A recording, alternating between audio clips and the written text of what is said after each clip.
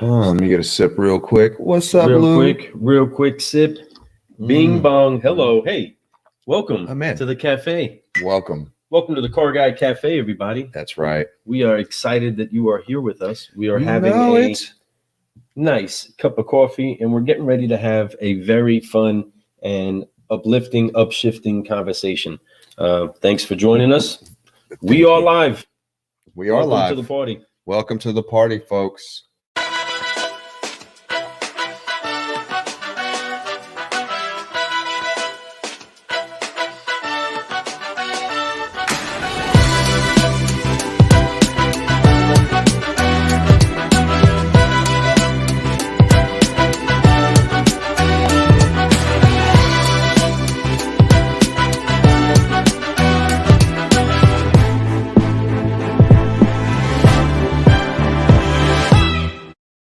Boom. We are back. And we are excited to get seriously silly, having some fun for maybe about a half an hour while we get ready to launch the final episode of the Rise of the Solutionaries. Man, what a series it was. We had 5 awesome guests. Well, actually more than 5. A total of 7 awesome guests. And man, I had a blast during this time. The last but not least, the Car Gal Coffee edition of the Rise of the Solutionary series. That's was really great. We had Brittany Hibden. Thank you so much, all the way from NorCal. We also had the 2 Sisters of Savings, all the way up in Michigan. Oh, I love them too. You have Melissa Hanna and you have Michelle Street. Yeah, I'm telling you something. Them 2 sisters are amazing. Brittany's right up there with them all. I'm so excited to be able to release this Car Gal confession session. And it's funny, it's quick, and you can actually take this cup with you real fast in between stops on a quick run. You're going to be able to get a little bit of fun laughs and actually hit yourself in the chest like, if I'm truth telling or completely honest with myself, I'm kind of going through or have been dealing with some of the same things that they're going through. But they're a set of dealers that are doing some fun stuff inside of their communities, and they're always fun to listen to and to talk to. And we honor them so much because they are so wise and they are so determined to find a way to bring a solution, which is exactly why we saved this episode for 3 solutionary ladies that get to go ahead and make sure to make room inside of the market and say, look, this is how we're getting it done. And they're doing it in the most humble and most solid, I would just say honorable way possible to make sure that people are taken care of and their message actually resounds into good spirits everywhere that they go. So come have some laughs with us as we go through this final episode. But the Rise of the Solutionaries is just an announcement. It's just an announcement that there's so many people that are just like you. There's so many people that we've met, so many people that we can't fit the interviews in with fast enough to get them to you. It's just the beginning. And it's exciting because, the way that I take this at heart, we're very passionate about what it is that we do and the message that we have. But we believe that, once somebody started getting some good coffee, that became a sought after shop. If there's a good coffee shop, you go there to get your coffee. Well, I'm telling you, folks, we're only here to give you the pick-me-up that you need. And that's a fun few moments of laughing and edutainment, right? That's 100% right. Edutainment. That's one of my favorite new words that I've been using for the last, Lou, you think about it, buddy. We've been kind of planning this for well over half a year now, and doing this thing. And dude, I've already went through and did it all. So you're good. You don't have to worry about it unless you want to do it. No, but just going to do it and say it for me. Do it for you. So, hello. But no, in all honesty, it's been a lot of fun. We're here sooner and later, Lou. We're 5 months. We're 7 months in now. We are, since we started working on this podcast, it was October-ish of last year. We are 5 months away from October right now. Not even really. We're 4.5 months away. And that'll be our 1-year mark of us working on it. Next year, though, in January, bro, y'all don't even know what he just showed me. Wow, Lou. I'm more impressed by that, my friend. So that's what it's going to look like? Yeah. You guys are in for a treat here soon, man. I cannot wait till we share all this stuff. Obviously we've started a little swag shop. One. Oh my God, that's you don't I'm so sorry. I wish you need to screen share this, man. Somehow, some way. Can you somehow do that? I wish. But that being said, we have some really cool stuff. You know, we both have our little mantras. You know, we use each other's mantras, but we have our own little thing. Like his is the forgive, focus, fly. It's ours now, but it's his. You know, that's his. That is Lou Ramirez. Needs to be yours. It's everybody's mantra, Serious, right? That's your brew. But that's his baby. Well, I'm the keep growing guy. That's the book, guys. I'm the keep growing guy, right? So I have the keep growing stuff, and you should see this forgive, focus, fly shirt he just designed. Oh my God. And then he has you've seen the white one. If you've been watching social media, you've seen my white shirt with the keep growing. That looks like keeps, you know, the letters get bigger. He did a black version of one. Oh my God. It's coming. Okay, there you go. Hold on. Y'all probably can see that pretty well, right? I hope so. That's nice. That is nice. Hold on a second. Hey folks, while we're here, if you're watching, man, do me a favor. Can you hit the share button? Hit some share. I want some people to see what's going on. Some people, they really need to hear. They need to hear what the ladies had said. I mean, this podcast that we've released this week, the 5-liner, it was really good. We did a 2-piece if you want to watch it on YouTube. So you get part 1 and part 2. If you want to hear it, it's everywhere podcasts are available. And it's an hour session. It's 1 piece though. Okay. So it's how you want to take it, man. You can go to YouTube getting in 2 pieces while watching it, which is great. You can see not just how amazing they sound, but how beautiful these ladies are. And I mean that with the most respect. So please don't take it any other way besides that, because they're beautiful inside and out. They're just really good people. And I'm very honored that we had them on the show. And I'm real excited. And I really want people to know about this show. And I need people to hear about them, because you can hear their story and hear where they came from and all the different ins and outs that they went through to get to where they're at today. And they're still not satisfied. They still, man, I'm just saying, bro, flip that around. You guys got to see this. Look at that. Cummins carguycoffee.store. And I'm not trying to plug right now and none of that stuff, guys, but I'm just saying, tell me that's not hot though. This is we want to create inspirations. There you go. You know, inspirations. Inspirations. Okay. Shirts that are inspirational and on you, you know what I mean? And just get to announce the type of person that it is that you are. You know what I mean? And inside of a way that actually makes people smile and excited. You know what I mean? Oh my God, that was good.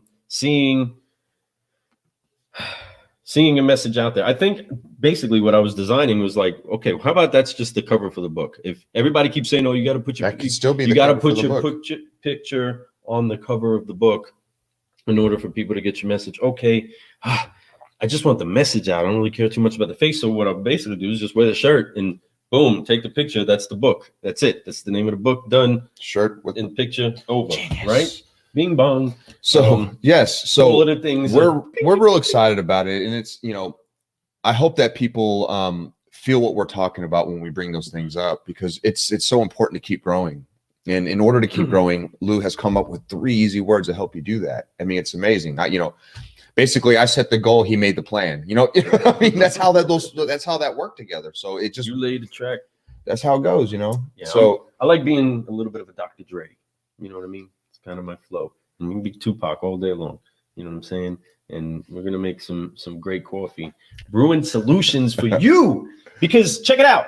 We're just one set of battle buddies that have figured out how to brew a good cup of coffee and a conversation. And the conversation that we usually get churned up is what's inside of you, the thoughts that you're thinking, the thoughts that keep you motivated today, the why it is that you do what you do. Oh, I love that you do that. And then it finds a way to turn into an actual brew that somebody else can actually sip on and get a little bit of and say, you know what? I go through that too. I have those same fears and I overcame them this way. If you want to figure out how to do something great, talk to somebody that did it great. Because they'll tell you, these people that we're talking to they'll tell you the easiest way to get to where they're at, you know, and that's the whole idea. Stuff trainers out there, people who are training people who are consulting people who are putting these videos out, they're not doing it because, you know, that they, you know, they feel like it's on deaf ears. They want people to know how to get to where they're at in the easiest possible, smoothest way. Because, you know, same thing, like I've talked about this before, and, you know, it's like beating a dead horse in a sense, but it's so true. I said dead cat before on one back in the day when we started recording. You remember that? It's one of the first episodes I say that. It may not even been an episode, but we learn as we go, right? We're getting better and better. But anyway, but Lou, it's what it's really about. You have to be able to be that type of person, and you have to constantly grow. Russ, man, look at that. What's up, Russ? Russ, man, saying forgive, focus, fly. That's right. You know what's up. The drill. You know the drill. Matter of fact, there's a solutionary right there. You guys need what it is that he has. He is a new connection, folks. I'm kind of upset that I got through the day, and Russ, I didn't actually call you to figure out how to have that product on my car right away. So no joke. I mean, I just want that inside of my wife's car. When I look at anybody's tires, I'm like, they need that. So yeah, I need that. Message me, brother, and let me know how we can get that. But for real, folks out there, our next series after today, once we drop this one, next week's coming around. Monday hits, and we're going to have the Think Ad Group on our first volume of the new Connection series. Wow, real connection. So, what a great connection we made with those two people. It was Justin Searle and obviously the founder, Derek Perez. And Derek Perez, man, what a great guy. Justin, awesome dude. Now, if it wasn't for Evelyn, and we all know this, Evelyn Kelly, if she did not hook us up, it would have took probably longer. We would have eventually hooked up because we were all on the same frequency. But definitely, it would have probably took a little longer. So kudos to Evelyn. I appreciate you, Evelyn. It was an honor to meet those people, those two guys. It was a great conversation to hear their backstories and where they came up with. And some of it's semi-similar to ours, and stuff like that. So it's always cool to find a similarity between us and our guests. And I think we do a really good job doing that. When we ask questions and the way we get in there, we always end up I feel like, I don't know, but every time I have a guest, I feel like we became really good friends with them. Like, guys, we just really became friends. And that goes all the way down to Russ, and Russ is going to be in that series, guys. And that was my point, and Russ, man, is exemplary type of person that went from working everything he could in the car business, working his way up to taking a chance. And now he's out here as the vice president of PermaShield, and has a product that everybody and every dealer, anything with wheels needs and should have right now. We're going to talk more about that later when he's on the show. He's going to be able to, you're going to be able to hear all about that product, all about where he came from and how that product came out and why he is so passionate about it. So Russ, what's up, man? Thanks for jumping on tonight, Russ, man. Feel free to go ahead and just share your link, share a website. Yeah, that people can if you want to throw it on here right now, man. Right now. If you want to message it real quick, I'll post it. I'll leave it on for a minute for you, my friend. But yeah, but no, man, it definitely, Russ, thank you for being one of our guests. And it was a great time interviewing you just the other day, man. It was a late night one, but man, you're a champ doing it with us. You had a great time. And like I said, the words that came out your mouth were very inspirational. And honestly, man, it was great to get to know you a whole lot more. So looking forward to getting to know you even more, my friend. And hopefully we meet when all this stuff ends and all that good stuff. And I'm pretty positive that we're going to. Oh, there's no doubt. Yeah, we've made that new connection now. There it is. There he is. It was simple. Put that out there. PermaShield.com. Everybody, bam. I'm gonna leave it there for everybody to see for a little bit. So that's one other connection by way of another connection by way of another connection that we've been assembling throughout our entire time of opening up the cafe. And anytime that you're at the cafe, there's a lot of hustle, there's a lot of bustle, there's a lot of conversation, there's a lot of joy, there's a lot of excitement, especially if it's a good cup of coffee that everybody's getting. One thing that I do know, as much as it is having all of these professionals at the table with us talking and through live stream, having these talks, it's been uplifting to me. It's been encouraging to me. Also, because we found a way to come together, and somehow or another, there's always a capping or a connection point where the females bring everything together. Mama makes everybody come to the table. Mm-hmm. You know what I mean? And when that happens, like an Evelyn, you know what I mean? Making sure that we get plugged together and making sure that these conversations get had and everybody gets to speak and do their thing, and building a conversation where everybody is literally there for the embetterment of each other. It's exciting. It really is. Fun. And that's what Russ, and not to keep talking about Russ and I can, because this is our show. And I love talking about Russ right now because Russ is a great person. He is. He's kind of one of those guys. It reminds me, and I know that he has different, but the way he's talking about on the show, and I don't want to talk a lot about the show because I want people to hear about it, but he talks about how he's just now starting to reach out and trying to branch out, and he's getting uncomfortable. And that's about all I'm gonna talk about it. But being uncomfortable is so important, Russ, and I know Russ agrees with that because we talked about that a lot during the show. And man, kudos to you, Russ, once again, man. I appreciate you. So real quick, I mean, my mind is just, I got to get this thought out.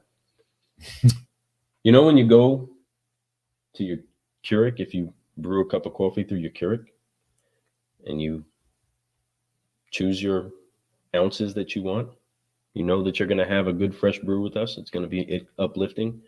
But there's going to be a little button that's usually over to the left, depending on which machine you have, okay? I know. And you hit the button. It's my favorite button. And it says what? What does the button say? Strong. The strong button. Strong. That's what that brew really is. That brew with Russ is one of those, we need a strong brew right now. And that's what's inside of our cup. And that's coming to you guys. And it's taking a little bit more to brew up. And we might actually chop together a little bit more before that actually comes out. And you know, I'm excited to see what it is that he's got going on. You know, it's just fun having conversations with Solutionaries. And that's a strong brew. Man. So that's the strong one. I'm sorry, that was a long lead. And speaking, this series we're ending today, or tonight, tomorrow morning when this comes out, and I want everybody to listen to it. Of course, the Three Ladies, the Cargill Coffee Edition. It was amazing. The rise of Solutionaries, this series, and obviously Russ is in that category. He is rising as a solutionary right now, and he's doing his best, and he's reaching out, he's connecting, he's just trying to learn as much as he can from everybody. And man, once again, I can keep going on about Russ, but yes, Russ, you kill it, man. I just had a good time with you the other night, man. So anyway, but there's a lot of great people out there. Russ just did his first Facebook Live the other day. I believe it was with Anthony Santangelo, which was great. I love watching that. Taught me a lot about him and about, man, he's so ready for this. He just has that in him already. He's here. He's here. He's in the building. You know what I mean? If he's drinking Cargill coffee, he's doing something right. You know it, man. Seriously, dude. But seriously, silly. But talking about other guests that we have, I don't mean a name drop, but I'm gonna go ahead and do it. Drop it. So there goes Russ. Russ says, "Thank you for the kind words. It was awesome and glad to get to know you both, man. Absolutely, and vice versa, obviously. Yes, but yes, brother. The honor is definitely ours. As silly as I might get, and as spun out as I'm getting inside of a thought. Russ knows I honor you, appreciate you, love you, brother. You're a car guy of car guys, and there's a badge of honor that I know that you have. The great thing is that it's really you, and then whatever brand is attached to your shoulder is going to flourish. So I'm excited to build a relationship with you, but at the same time, make sure that more and more people get to see and hear your awesomeness. Yeah. So whatever it is that you got to say, this platform is available for you, my brother. But yes, kind of forever, like a tire, like a good tire that has PermaShield. Has PermaShield in it. It's Kevlar based. So it's going to last. But that being said, we have Russ. Awesome. I appreciate you. I talked about the Think Ad group with Derek P and Justin S. And then of course I'm going to have Becky Chernick. Everyone knows who that is. F&I Today host, world-renowned F&I trainer out there. She's, been a speaker. She's been a lot of things, and she's my friend now. And I really appreciate her coming on the show. And it was really nice. I was actually on her show I got to do a little hour and a half little bit with her. And that was a lot of fun.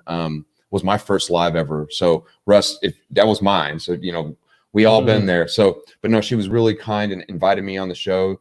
And of course, as soon as I had a chance to put her on the show as a new connection, I was super excited. She's going to be the 5th installment of that. Well, I mean, and it's really fun. We're going to be interviewing her next Thursday. Of course, it's all pre-recorded. We'll release it later. But, and then I'm working right now, just working on fixing out the dates. Sean Hayes is going to be on the show, and Sean Hayes is obviously a great innovator when it comes to digital marketing, branding himself. Branding yourself. Show him the book. Matter of fact, here's his book right here. Sean Hayes's Build a Brand. Yeah. So, I mean, did we not have an episode about such things? He's going to be on the show. I'm excited about that. We were going to connect today. Somehow we didn't. That's okay, Sean Hayes. If you see this, connect with me, man. We'll be talking soon. Hopefully I interview him within the next week or so.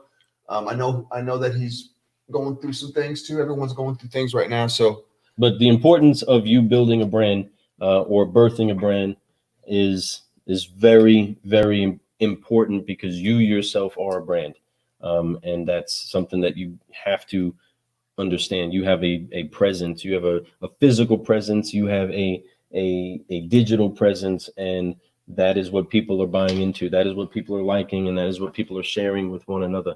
And it's key that you do that. He's a very, very talented and proven success story inside of our industry, inside of building a brand, and literally wrote a book about it. Yeah, no, so absolutely. And he's just right up, and he's a great guy for you to brew with. His headquarters is right up like an hour away from us. Him, Glenn Lundy. He's the one that he's the one that we would compete with most, no doubt, on actual cross-sell reports inside of our world. Man, you know, he's somebody that I look up to, and I look forward to having a conversation, sharing ideas, becoming friends, man. It's always fun. What's up, Amber? I appreciate you. You rock too. Amber Damos. Let me drop a little bit about Amber Damos on here. She's a car gal. Website. First time I met her, she was my finance manager at the first place I ever sold cars. No. Yeah. She wasn't finance for me. She was for me though. She wasn't for me. She was for me. I remember when meeting her though. Yeah, she just had Ryan. I mean, literally just had Ryan, her son, and who's getting ready to be a senior this year. Heck of a wrestler too, man. Yes, beast mode. So, but Amber is one of the most dedicated, most like ambitious, most like so passionate about her anything she does. I mean, literally, she's the type. She has so many like different, what do you call, irons in the fire or whatever you call it. She's constantly trying to do stuff, and when she finds something she likes, she can't help get passionate about it. So she dedicates part of her day for this and that. So she can be all over the place, but the one thing she is she loves people and she wants to help them. That's her biggest thing. She's a solutionary all day. Yeah, you want to talk about is a solutionary, and seriously, and I kind of am upset with myself just not calling you more, Amber, to say thank you for all that you've done to help us.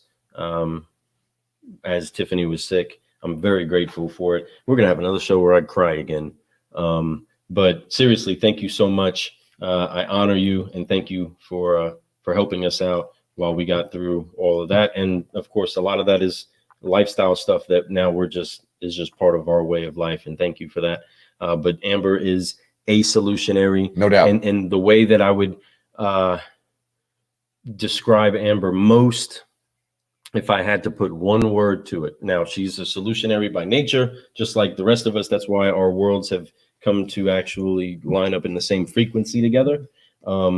With our brother. Yeah, she's my sister, man. No doubt. You know what I mean? Mm-hmm. She is fearless, and her fearlessness is such a firecracker in the lives of so many people that she gets around that it's exciting. You can't help but to feel. There's not a person that you can't.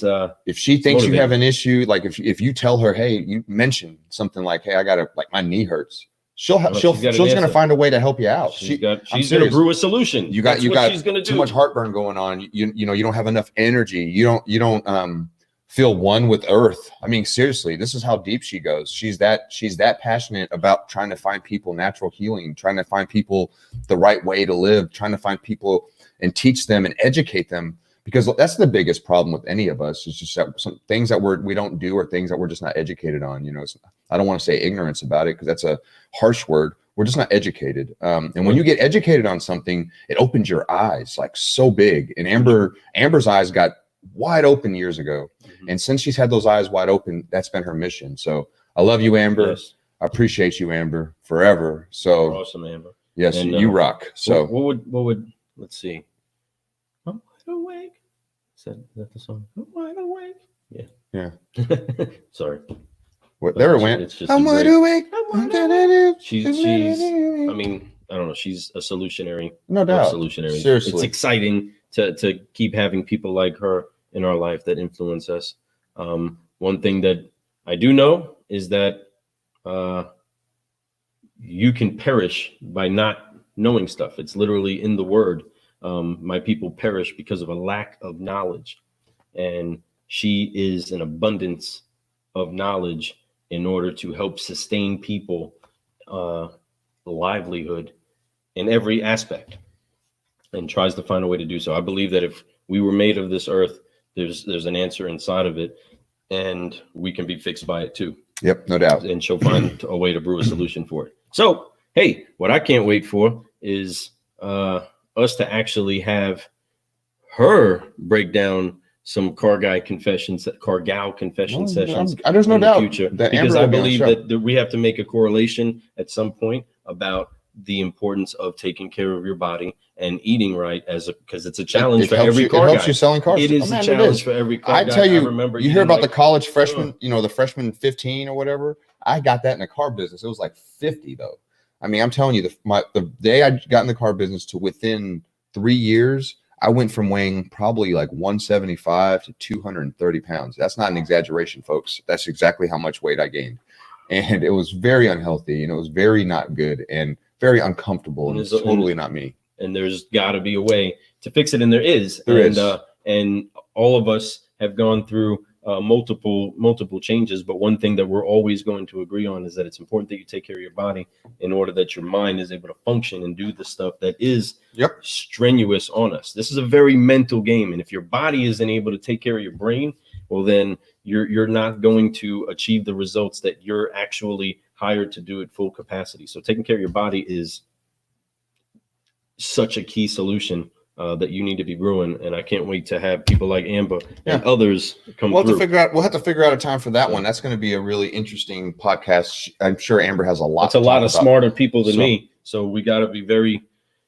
We got to not annoy people. So well, folks, we were talking about earlier, we do have the next series the last part of this series coming out, and it's with the Car Gal Coffee Podcast. So it's definitely something that I hope that you guys all jump in and listen to. It's going to be really awesome. Lou and I also want to throw out a really quick thing about some help we want. We're going to do a little giveaway. Yeah. So Lou's pulling that right there. You see that, and then we got the blue and we got the red. Okay. Is it the red or the white? Sorry. Right. So what we're going to do is we're going to put a post out. And I want you all to be looking for it. It's going to be in the cafe. It's going to be, Car Guy Coffee. We'll do that in our group or on our page. We'll also post it in the cafe. I'm sure Lou and I will share it too. But the first 25 people to share will get one of these sent to them for free. First 25. And we'll drop more about it in the post. You'll see it and everything else like that. But we just want to, and if it does really good, it might be more, but 25 for sure. All right. First 25. First 25. We can get these to you. And we'll get these no cost to you just for pressing the share button for us. Just so that you can answer. You can actually point to something. If you don't have a mug yet, you can point to something and say, hey, look, you want to know why it is that I'm always brewing solutions? You can say, hey, boss, you know why I'm always brewing solutions? I'm on Car Guy Coffee. I got the band. Yeah. Okay. And everybody will understand. Your customers will love it. What is Car Guy Coffee? What is that? Let's brew. Oh, it's just me always trying to brew a solution. Why? Because that's what kind of car guy you want to help you with your transportation problem, right? A car guy that brews solutions. What does that mean? I mean, it says it right here. Russ says brewing solutions. Car Biz 50. Exactly. Ding, ding, ding, ding. I hit it. Russ, did you get that same thing? I'm sure we all did it, man. I think there's not a person who didn't get. I mean, even Lou. You should have seen him when he first got in. What? He was tiny. Look at him now. I'm just kidding. He's not big. I'm just teasing. No, I came in as a fresh soldier, and I was a fit soldier. I was not as big as G, but I was cut up and at my prime. Yeah, no doubt. And it went, man, did it change. But my family members when they started to see me like a year in, be like, man, Lou, you're eating good. Dude, you must be selling a lot of cars. You eating good, huh? You eating good? I'm like, yeah, I'm eating good. Whatever I want. What do you mean? What do you mean? 2 cheeseburgers. What's up? And I didn't really know how to put clothes on. I'm probably still learning. But see, that's the thing. Even back then, we were keep growing. Yes, there needs to be the proper kind of growth, right? Just wasn't the wrong kind of growth. It wasn't just a physical growth. Literally, like horizontally. Yeah, I grew all over the place. I got to 200. This is such a hard thing to admit on a live, but you can look it up. Well, I don't know if you can look it up anymore, but I won the Biggest Loser contest at Cloverland at my church. That was really good. That's something to be proud of. I did. I won it. You did. I couldn't believe that I was even a contestant, but on the prices. I won it, and you know how I did it? By changing the way that I dieted, and then I actually stuck to an exercise program. It's pretty amazing how that works. What? It's neat. Like the old 90 days. How many days was the challenge? Huh? How many days was 90 days. Weird. 90 days. I know, weird. 90 days, guys. Anything you do in life, 90 days is what it takes. Seriously, I don't care who you are. You can come out the gate hot doing things, but until you do it for 90 days, you really ain't done it. And once you do it for 90 days, you're just now seeing the results from day one. So it takes another 90, every day after that's the result. So it's anyway. That's a process, right? It's a process. There's nothing wrong with those types of processes. You know? Is that about how long does it take to make a chick? He says, yep, and I still have it. Yeah, I hear you, Russ. Mm-hmm. Yeah, how long does it take a what? How long does it take for a chick to come out of an egg? Like when an egg is laid. Okay, I don't know. How long? That's a great question. It's a great question. Anybody know that? Anybody out there know that question? Does anybody really care? Probably. I mean, I want to know now, but like, did you ever thought about that as a kid? Once the egg is dropped, how long does it take to actually turn into the chicken? The harvest. What came first? The chicken or the egg? My honest question is that an egg with a chicken in it came at one time. But how does like the same exact way everything else, without the same exact way everything came into existence by the spoken word boom of mighty God. Here's some chicken. Boom, there it is. There you go. Man wasn't made from it didn't grow into what it was. He was fully matured. A tree was fully matured with seed in it. We were fully matured with seed inside of us. He made Adam of the dirt. He didn't make a baby Adam to find a way to feed himself. Right. He said he's going to figure out this egg thing, guys. Do you have any other questions maybe for us? Chicken. What came first? The engine or gasoline? No, gasoline did. That's a no-brainer. So, but once again, I'm real excited about tomorrow morning or about here in a few minutes because Leeward and I are getting ready to drop it for y'all. And when it does drop, please do go and check it out. It's a lot of fun. We put a lot of time and effort into all these shows and to, trying to get with these guests and inviting them to come on and networking with them. And, it's a lot of work. If any of you guys know what networking is about, if you know what producing a little podcast like this is about, getting to scheduling with people while you have a full-time job, they have a full-time job, doing all that type of stuff behind the scenes, trying to make it better, doing all this, getting it, put onto these things and sent out to the world so they can hear it and watch it. It's a lot of work back there. So, please come listen to it. We'd really appreciate it. I'm not trying to beg anybody. I'm just saying, think about that. If I had a friend and I knew that they were doing something like that, and especially now that I know how much a podcast takes and how much time you have to put into it to really make it any decent, at least, it takes time and it takes work to get guests before they even say yes. I mean, they're going to say yes based off of two things. One, if you have a social media, if you have anything going on social media, if you never had a podcast before, which I did not. So I had to build this up. I had to build up social media. I had to build up my network, and I had to get some shows out. And then by show 10, we decided to start really inviting some deep people. And it just happened. We had some great guests before show 10, no discounting them. Swear to goodness, I'm not. But what I mean is we reached out further outside my regular network that I had just from being who I am around here. Right. So I had to reach out. And it's nerve-wracking for anybody. I'm sure, Russ could attest to it. It's really like, man, I don't know these people. They're going to probably think I'm a joke, but they don't, man. As long as you are consistent, as long as you're true, as long as you actually have positivity and as you're really trying to grow and and all that type of stuff. So just get out there, check it out, man. The show's great. It's a lot of fun. There's a lot of information on there, and it's not just us talking. We had some shows in the first 10 that was just us. We didn't really have guests on every show. Now it's pretty much that's all our shows are. It's guests, and that was the plan from the get-go. We just need to build it up. We needed also somewhere in the first 10 explain who we were to people so they can go out and listen to us and figure out who Fred, the subprime hero, really is, who Lou, the car guy Ramirez, really is.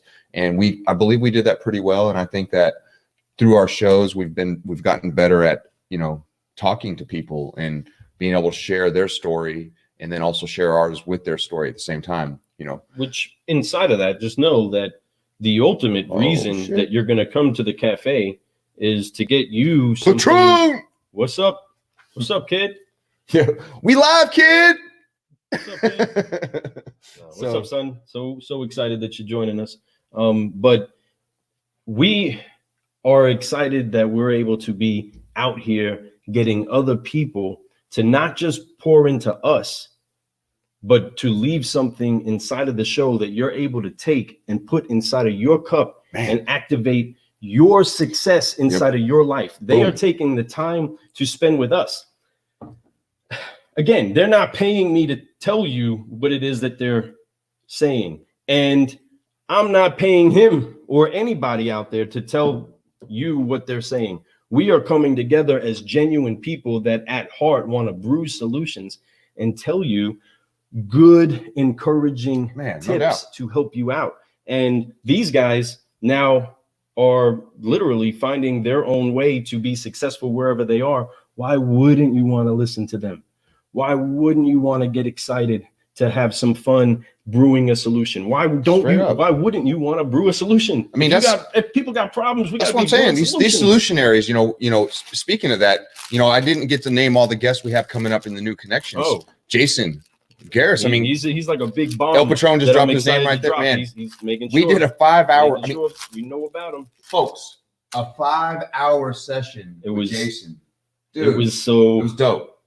I didn't want it to end. I was cool. I was cool to sit there and just kind of, because it was like having that member of your family that you haven't talked to. It was awesome though. Serious though. Listen, you guys all know what it's like having that member of your family that you don't get the chance to talk to often, and then they sit there and they give you some serious insight on family, on lessons learned, and just pour into you. That was great. You know what I mean? And being able to just do that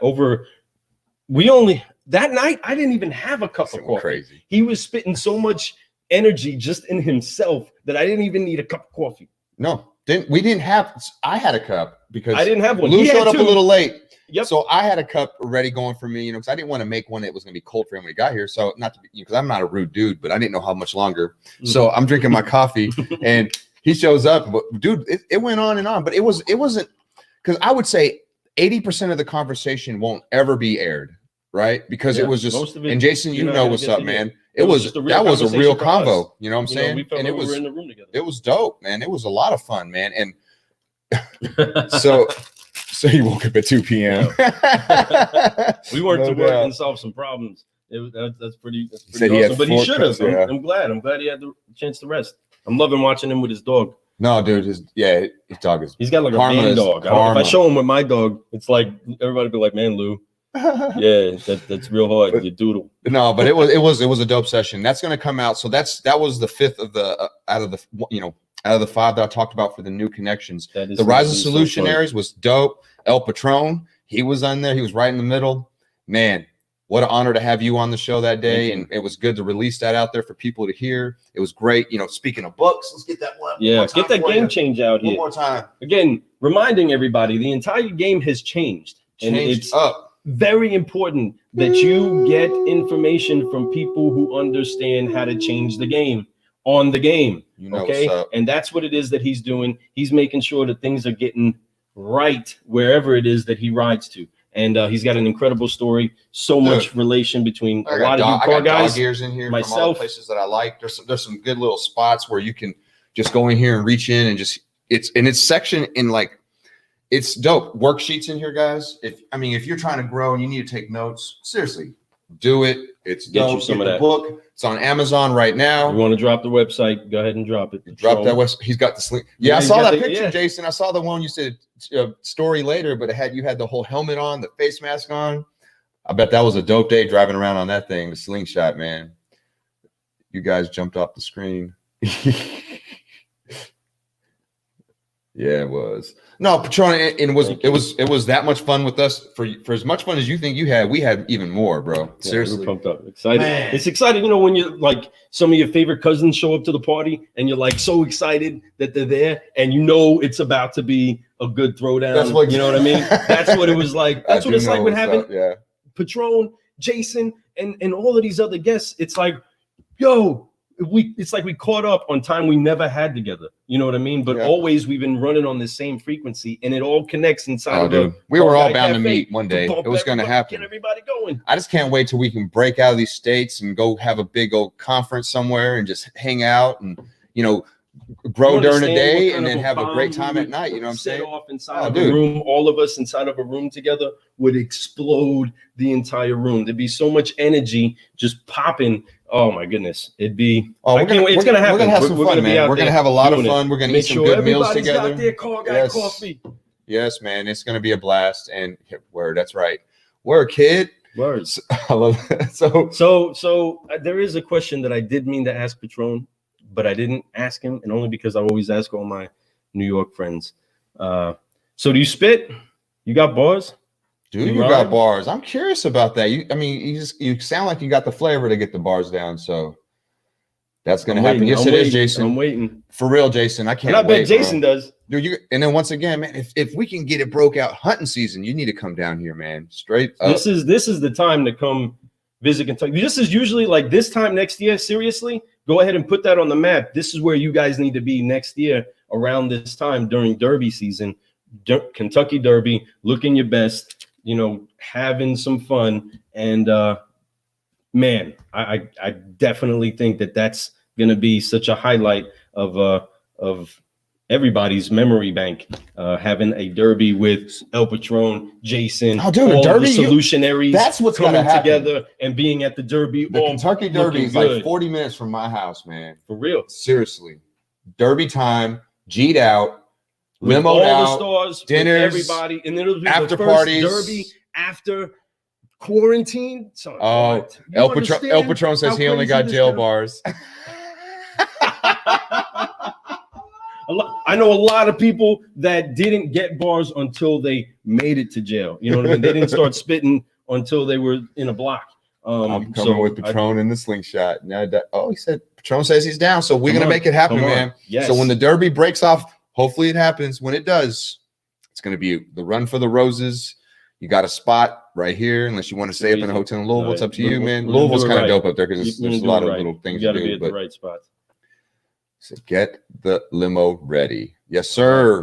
Done. It's going to happen, guys. We'll have a blast. We'll show you around town. We'll do it all, man. And you get your cameras. Bring your camera crews.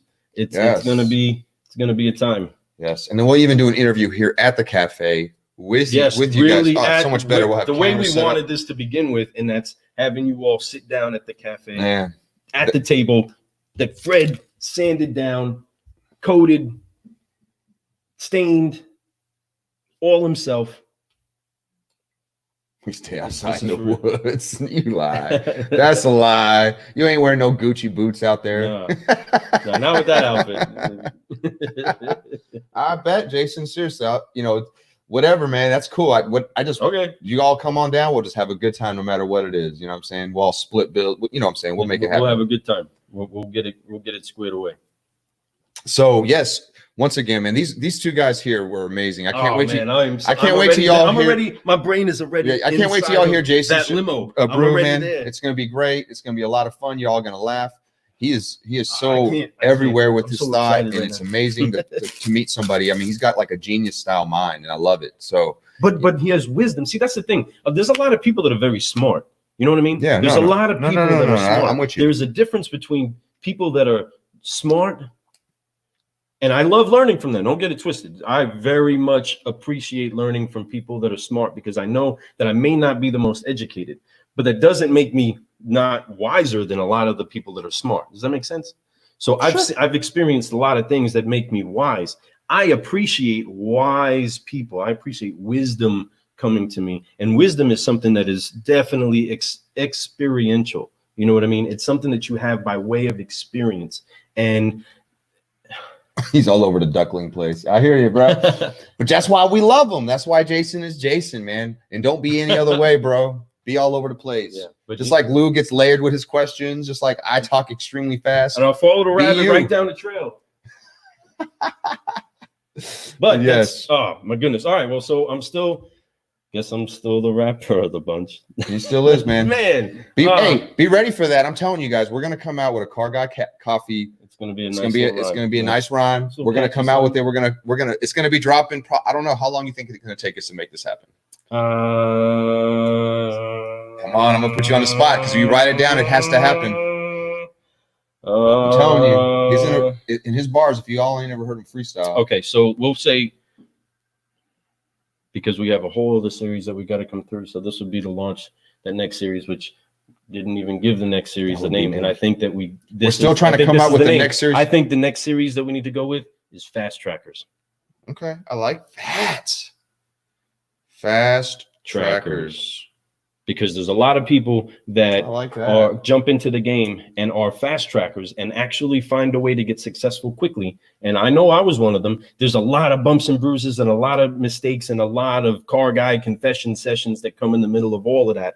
And there's people that also have averted many of those situations. And there's people that I honor that are 4 or 5 years in the business and are successful in doing it. Like my brother Beto out on the West Coast. For a young guy in the biz, he's coming up fast tracker. We get him on the show, folks. Seriously, people too, right? You know what I'm saying? So many people with fast trackers, they don't give them the honor they need, so it develops animosity between generations. You know what I mean? If one generation feels threatened by another, it's less likely to keep sewing into it. No or if one generation embraces the other generation and says, you know what, we can have the best life if I sow everything I have into you, you're actually going to be able to bless way more than me because your generation's bigger than mine. Every generation is a bigger generation mathematically and everything related to. Okay. So if we continue to pour into the generations, there's a better success rate for everybody. And, you know, fathers turn to sons, sons turn to fathers, all of the prophetic stuff. But see how layered that was, guys? So layered. So many layers like this, like that, layers. But I love it. But there is a fast tracker mentality that is something that you almost can't teach. It's like you discover it like a diamond, you know, like, holy cow, look at this. What do I do with this? What do I do with that? You know what I mean? And it's like, bro, you got a diamond in your hand, you know, and you got to nurture it. You got to take care of it. You got to get it taken care of properly. Otherwise, it's just a rock. You know what I mean? But I'll take a rock. But what? I want some crack, baby. Not that kind of rock. I'm out. Don't do that. I mean, I'm too hype. I drink too much coffee. I don't need that shit. No, I've seen too many crackheads. But for real, man. It's been a lot of fun tonight. You know, fast trackers, it's coming. No doubt. He wrote it down, so we're doing it. Hey, you getting that coffee cup, man? Hey, we're gonna get you that coffee cup soon. And these bracelets. I'll send you out some of these bracelets that we just came out with, man. You know, for being a guest on our show, El Patron is getting a free coffee mug. But you too can go get you a coffee mug at the carguycoffee.store site. They are available right now inside of this nice Orca assembly. You can receive what it is that you need to carry your Car Guy coffee in right there at the carguycoffee.store. But El Patron is having one because he was on our show. But you got one coming, brother. Oh, there's no serious. Doubt. There's been no excuses. Jason, supplies are a little different. I need right Jason's now. shirt size. But we do got some stuff. I got some stuff I got to send out to you too. So make sure you give me that J-Dog so we can get that sent out to you as soon as possible. We got the shirts. But we got some fresh stuff coming. So tonight you're probably going to be seeing a whole lot more. That's right. Always be closing. Yeah. Jason, yes. He says, I'll send you our bracelets inbox address. All right. I'll send you mine. Send me your shirt size. You don't have to tell everybody it on here. And a good way to go along with that, Jason, is that let's do your idea. We're going to give we're doing that, man. To the first. We're going to give one to each of the first 25. First 25 tomorrow we're sharing, and boom, and they get that. You can, and then that'll come that way, but we're going to need your address. So thanks for leading the charge inside of that. Yes. We appreciate it. No, we do, man. And we appreciate you guys jumping on here tonight, man. That's pretty cool. So It was a lot of fun to interact with you guys. Yeah. It's like you guys were here. I should have just invited you guys to come on to this thing live, and that would have probably been just more fun. How come we can't do that? How come we can't go live right now? I mean, if you guys want to, just give me the thumbs up. Maybe not everybody's, got their lights on them right now. We're set up right now for this. Just DM me or text me, man. Your address, and I'll send you it ASAP, my friend. I'll make sure I get it out there tomorrow or early next week or something like that. But yeah, man, for sure. Let's do it. Let's do it. Let's go live. Let's get them on here. So, you want to see the bands up close? All right. He's got them right there.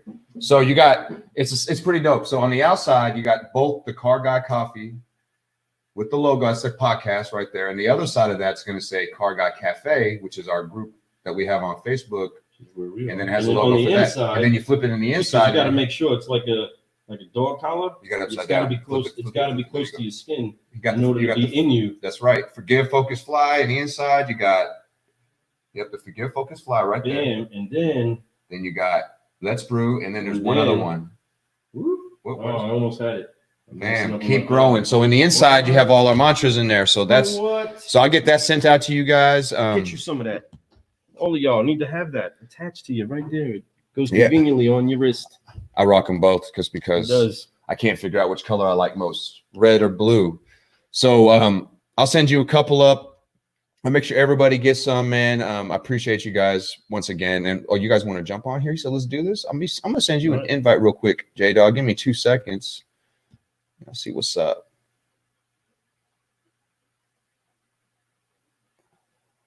What did I do? Boom. There we go. Boom.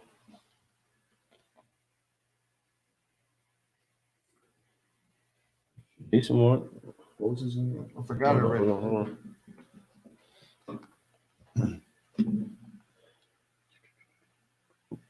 Go ahead. It's in there.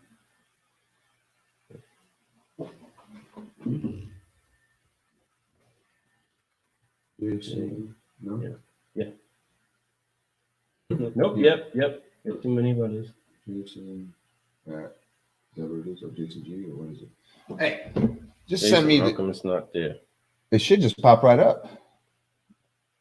He's naked. Jason, send your email real quick so I can copy and paste it and send you one real quick. Patron, you want to jump on here? Send me yours, Rudy.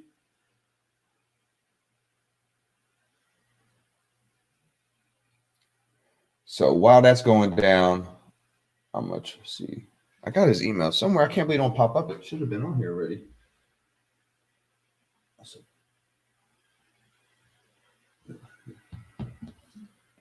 While we are in the waiting time,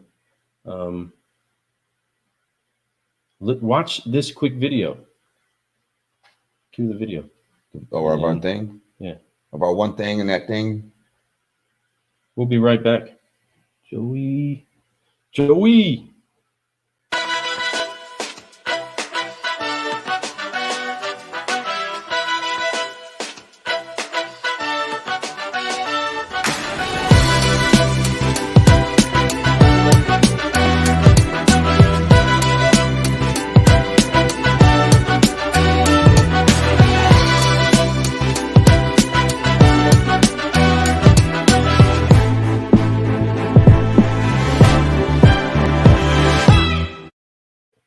What's up? We're back. And there's that video. They're still not there again. We might hit that video one whole other time. We want them to come in. Can't do the real Patron next to me. Can't do. I'm with you.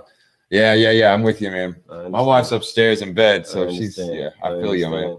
That is the real Patron. Totally understand. That's what I'm saying. Not everybody's in a different mode at this time of the night. We completely understand. But hopefully we're providing some fun entertainment and making people, smile like we do. Send a link. But Jason is down for the get down. Car guys, car gals, solutionaries, and people that just like to be seriously silly. You are about to get a laugh attack showing up inside of this episode. And it's coming to you. It might be coming to you slowly, but a good brew is always worth waiting on. So let's talk about good brews that are worth waiting on. The rest of the series that are on their way, all of the other smart people that are going to be on this show are talking about things that are only going to make you better at your job. And things that make you better at your job is really the entire reason why you walk into a coffee shop in the beginning when you're speeding on your way to work, is because that cup of coffee is going to make you better at your job, right? Jason, I just emailed you to your business. He said, "I'm not staying 5 hours." We're not staying 5 hours. I can't do 5 hours either. We still got to release the one. But yeah, we do. But our kids. Since you emailed Jason, our kids are off. It's the only way I can. Is you got to press the email link and jump in if you want. Our kids are out of school. Yeah, tomorrow's our sons are technically our last day. Right on that side of the wall. Yeah. They are. So, yeah, man. But okay, so let's go ahead and throw this lob up in the air so that Jason can come through with his slam dunk. Jason is a solutionary of Solutionaries that has achieved greatness, not only inside of his life, but has been able to find himself at a vantage point to see greatness be achieved in the lives of many other people. Some people give him the credit. Some people don't give him the credit. Some people are close to him. Some people he doesn't even know he's affecting. And he's always finding a way to brew a solution even inside of their lives. One thing that he's genuine. He's exciting. He's explosive. And he's a person that has been brewing solutions in so many different ways that you need a lot of time to absorb all of the war stories that he's had, all of the experiences that he's had, and all of the fun that he's had doing it. Because I know it seems like talking to him, everything that he's done, he still found a way to do it fun. And that's the exact kind of lifestyle I've tried to live my whole life, is even when it sucks, I'm having fun. You know what I mean? I had a crazy childhood where I was mad a lot, and I wasted a lot of time being mad, where I could have not changed my situation at all by being mad, and it didn't change. But I could have tried to find a way to have fun, because it would have been more fun. But that's just life, right? The good news about being a child, though, Lou, is that is the shortest part of your life. And it is, and you're right. You can hold a lot of anger as a child. You could do this or that, but it's good that it was a short part of your life, because as an adult, you really haven't done that, which is really good, man. I look angry. I do. That's something that I'm still working on. My daughter says it all the time. It's like, "Are you mad?" Like, no, I'm not mad. I'm really happy. That's just his face. It's just my face. I'm trying to fix it. Why do you think so many people just buy cars? Yeah, I'm not mad, folks. I'm really excited. Hey, folks, want to buy a car? I don't know if they're laughing out of fear or if they're laughing, you know what I mean, because my joke was funny. Or they give me the okay. You mean you want to think about it? I don't know what that means. But think about what? I don't know. But I'm not mad most of the time, Jason, where are you, bro? Come on, jump on, bro. But either way around, Jason is an incredible solutionary. No, he is, dude. And I'm so excited. El Patron, you're super passionate too. Everybody we had, Justin Jarrett, Dustin Corbett, passionate people, and then of course the sisters and Brittany, man, the passionate, every one of them. And it was a lot of fun doing that series. And then this new series with Jason, I can't wait to release this one. Y'all are going to love it. We got some really good stuff. He was dressed to the nines that night. He had a shirt, tie. He was double fisting coffee. That member of your family that's dressed right and shows up, and you're like, dang, I didn't know I was supposed to wear a tie here. And this guy's, man, you know what I'm saying? We're like 50-50 shot when you watch our show, when you watch one of our podcasts. We're either going to be in a shirt and tie, or we're going to be like this, maybe a hoodie, maybe a baseball cap on backwards. Maybe baseball cap on sideways, you know what I'm saying? So when you are your most comfortable at home, relaxing, how is it that you're dressed? That's usually the time space that we're using to do these shows.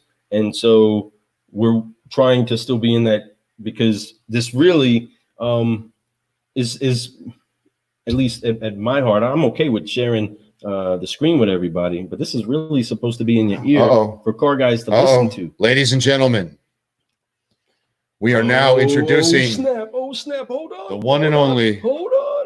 Okay. 3, 2, 1. Jason. Whoa!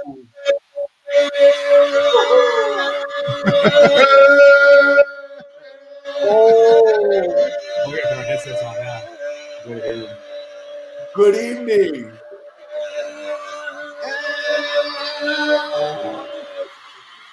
Yes! What's up, bro? What's up, man? Let me just get my coffee. I'll be right back. I love it, dude. You're a trip. This is why you gotta love this guy right here. That is him. All right, folks. That right there was Jason. Thank you for watching. We'll see y'all later. He said it's not going to be 5 hours. Like, right? Good morning. Oh, I hear you, man. You're probably right. Oh man, it is. It's 12:46. He said, I was watching Jason's live earlier, and man, it looked like it was near nighttime, like that time where you can light the fire and you can really see it good. And I forgot how fast it gets dark at that spot of the country, and we're on the same time. It was still bright, shiny night, a shiny day.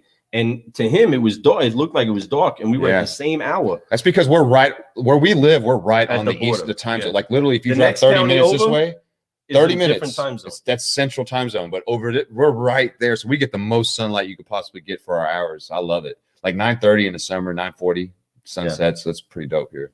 Well, what time is it now where you are? What is it? Same as you. 12:47.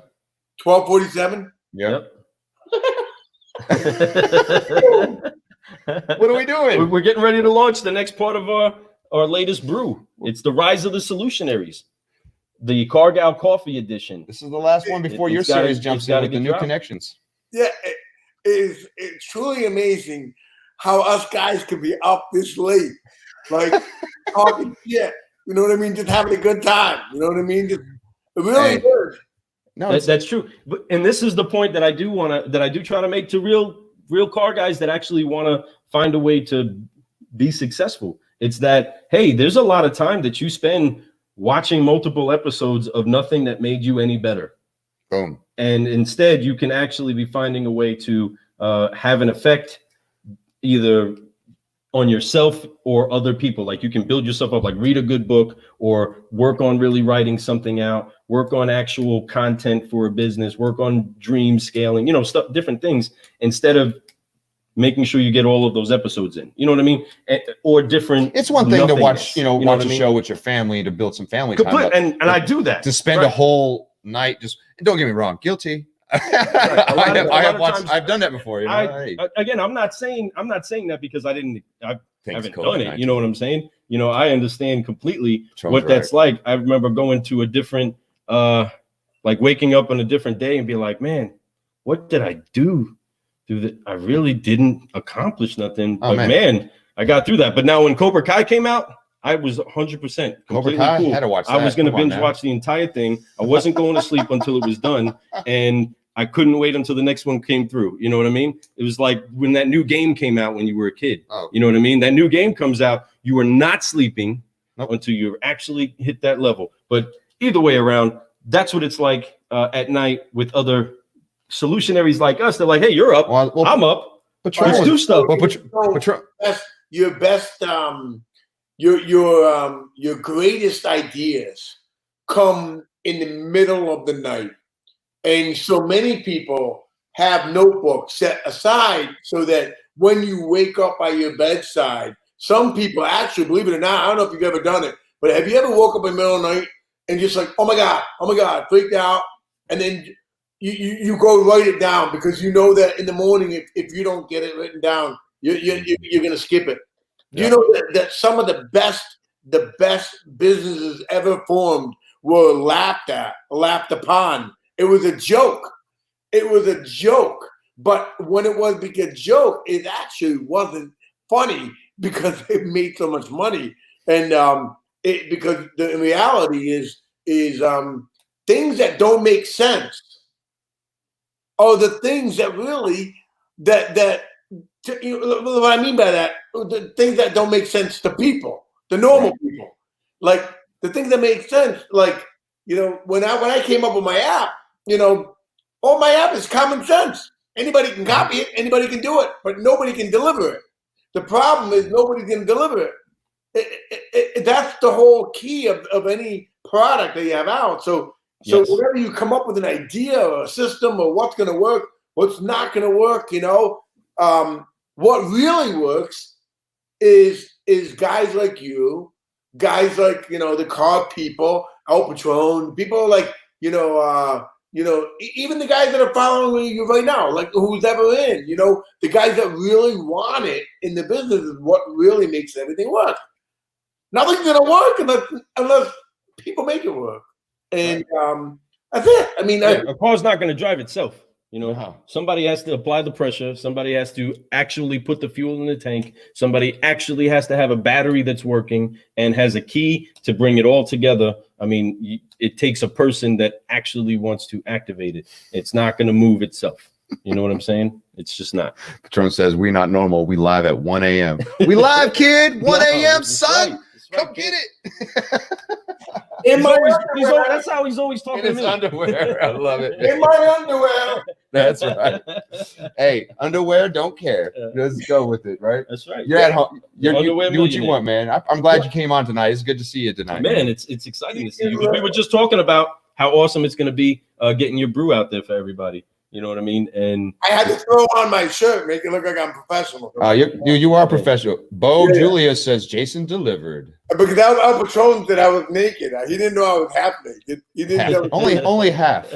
Yeah. But I gotta say that in reality is El Patron today really made my day. Oh man. And there'll be a story coming up on this in the next day or two. There's a long story that's gonna pop up, but he actually blew me away. El Patron is exactly who he is. And we talked about this before on your show. We talked about it, and we're going to go back into it. Discipline, consistency.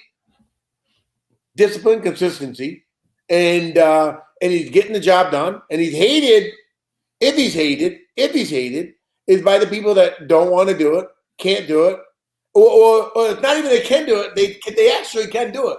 It's the priorities. The priorities are different than El Patron's priorities. So therefore, if your priorities aren't lined up, then therefore you're going to become a hater, and you're going to, and that's what it's going to come down to. But you have a priority to your responsibility. You have a priority to your responsibility. Yep. Now I don't know what everyone's responsibilities are. Some it's their kids, some it's their home, some it's their parents. I don't know what you want to call your responsibility. But in the end of the day, El Patron is very prioritized. And that's what makes El Patron anyway. But what he did for me today was really emotional. Big time. Something that nobody in the world would ever do for anybody. And if they did, I'd be shocked to ever see it once again, ever.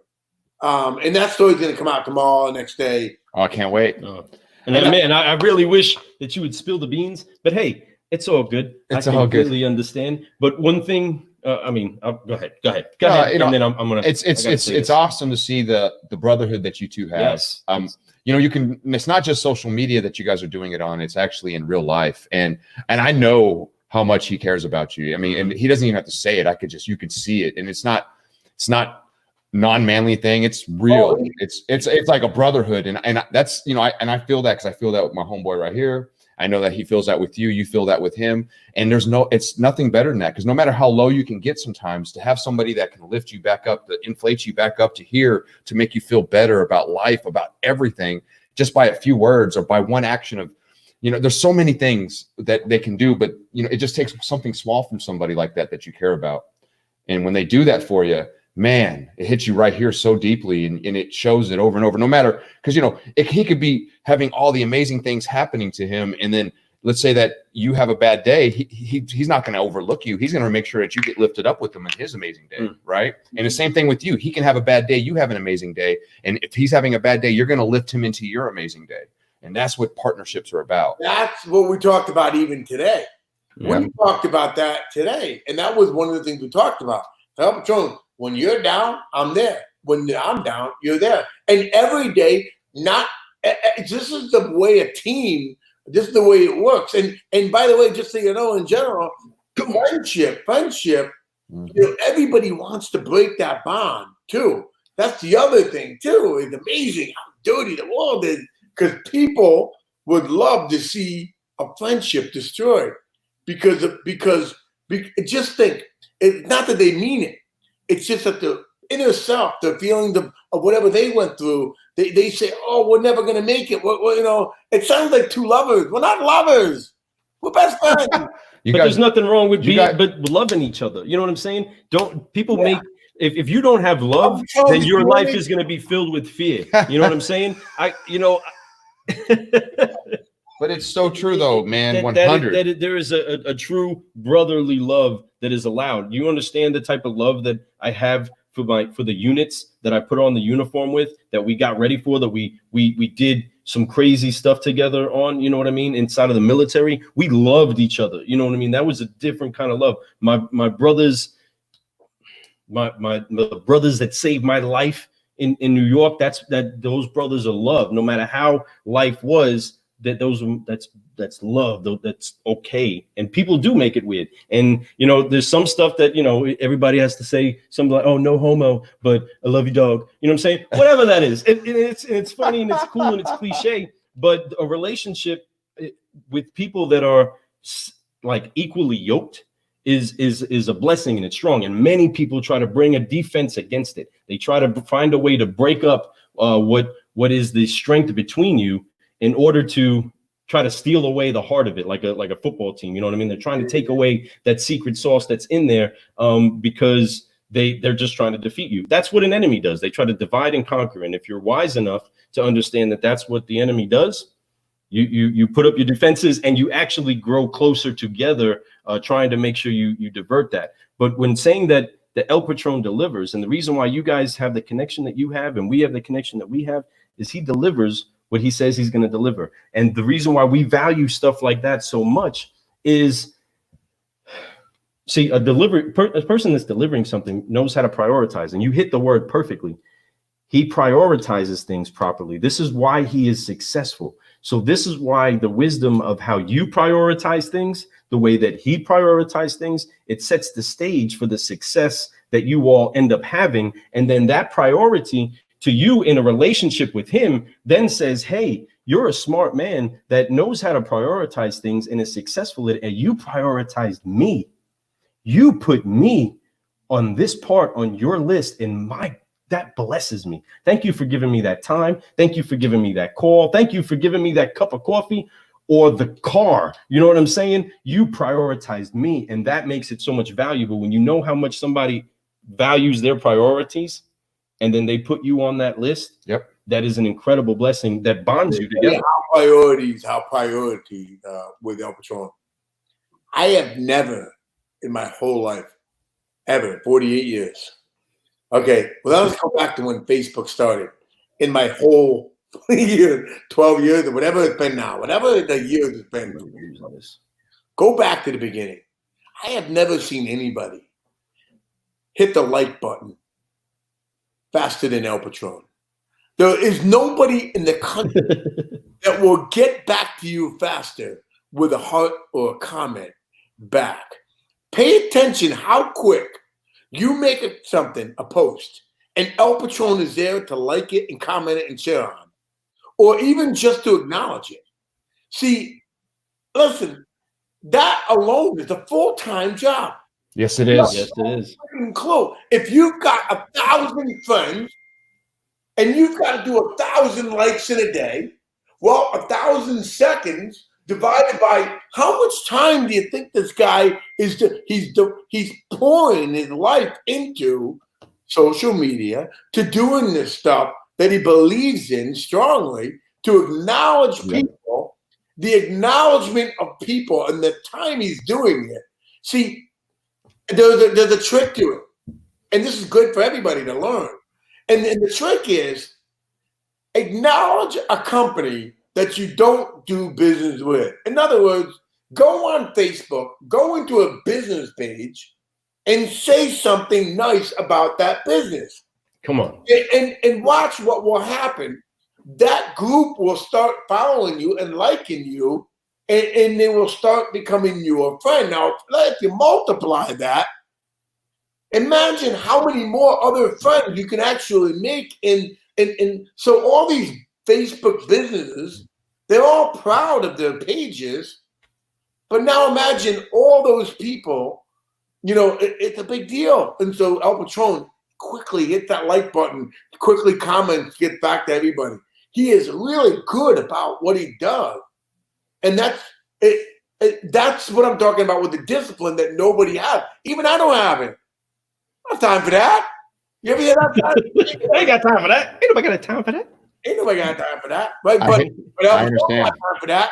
Yeah, got time for that. That's priorities, and I totally take a page out of his book. I'm very much that way. Obviously I don't have the same kind of following as El Patron, not even close, but I definitely, I'm starting to build one. And as I'm doing this, I do my best to follow up as soon as someone likes. I try to like everybody's posts that I'm connected with, that I'm networking with, that are my friends, people that I believe in, people that I just follow. Like I remember when I was just following you guys, and I would constantly be liking everything you did, and same thing with El Patron. I absolutely admire everything he does. So I take a page from his book because I see success from him and you, and I'm like, I could do that.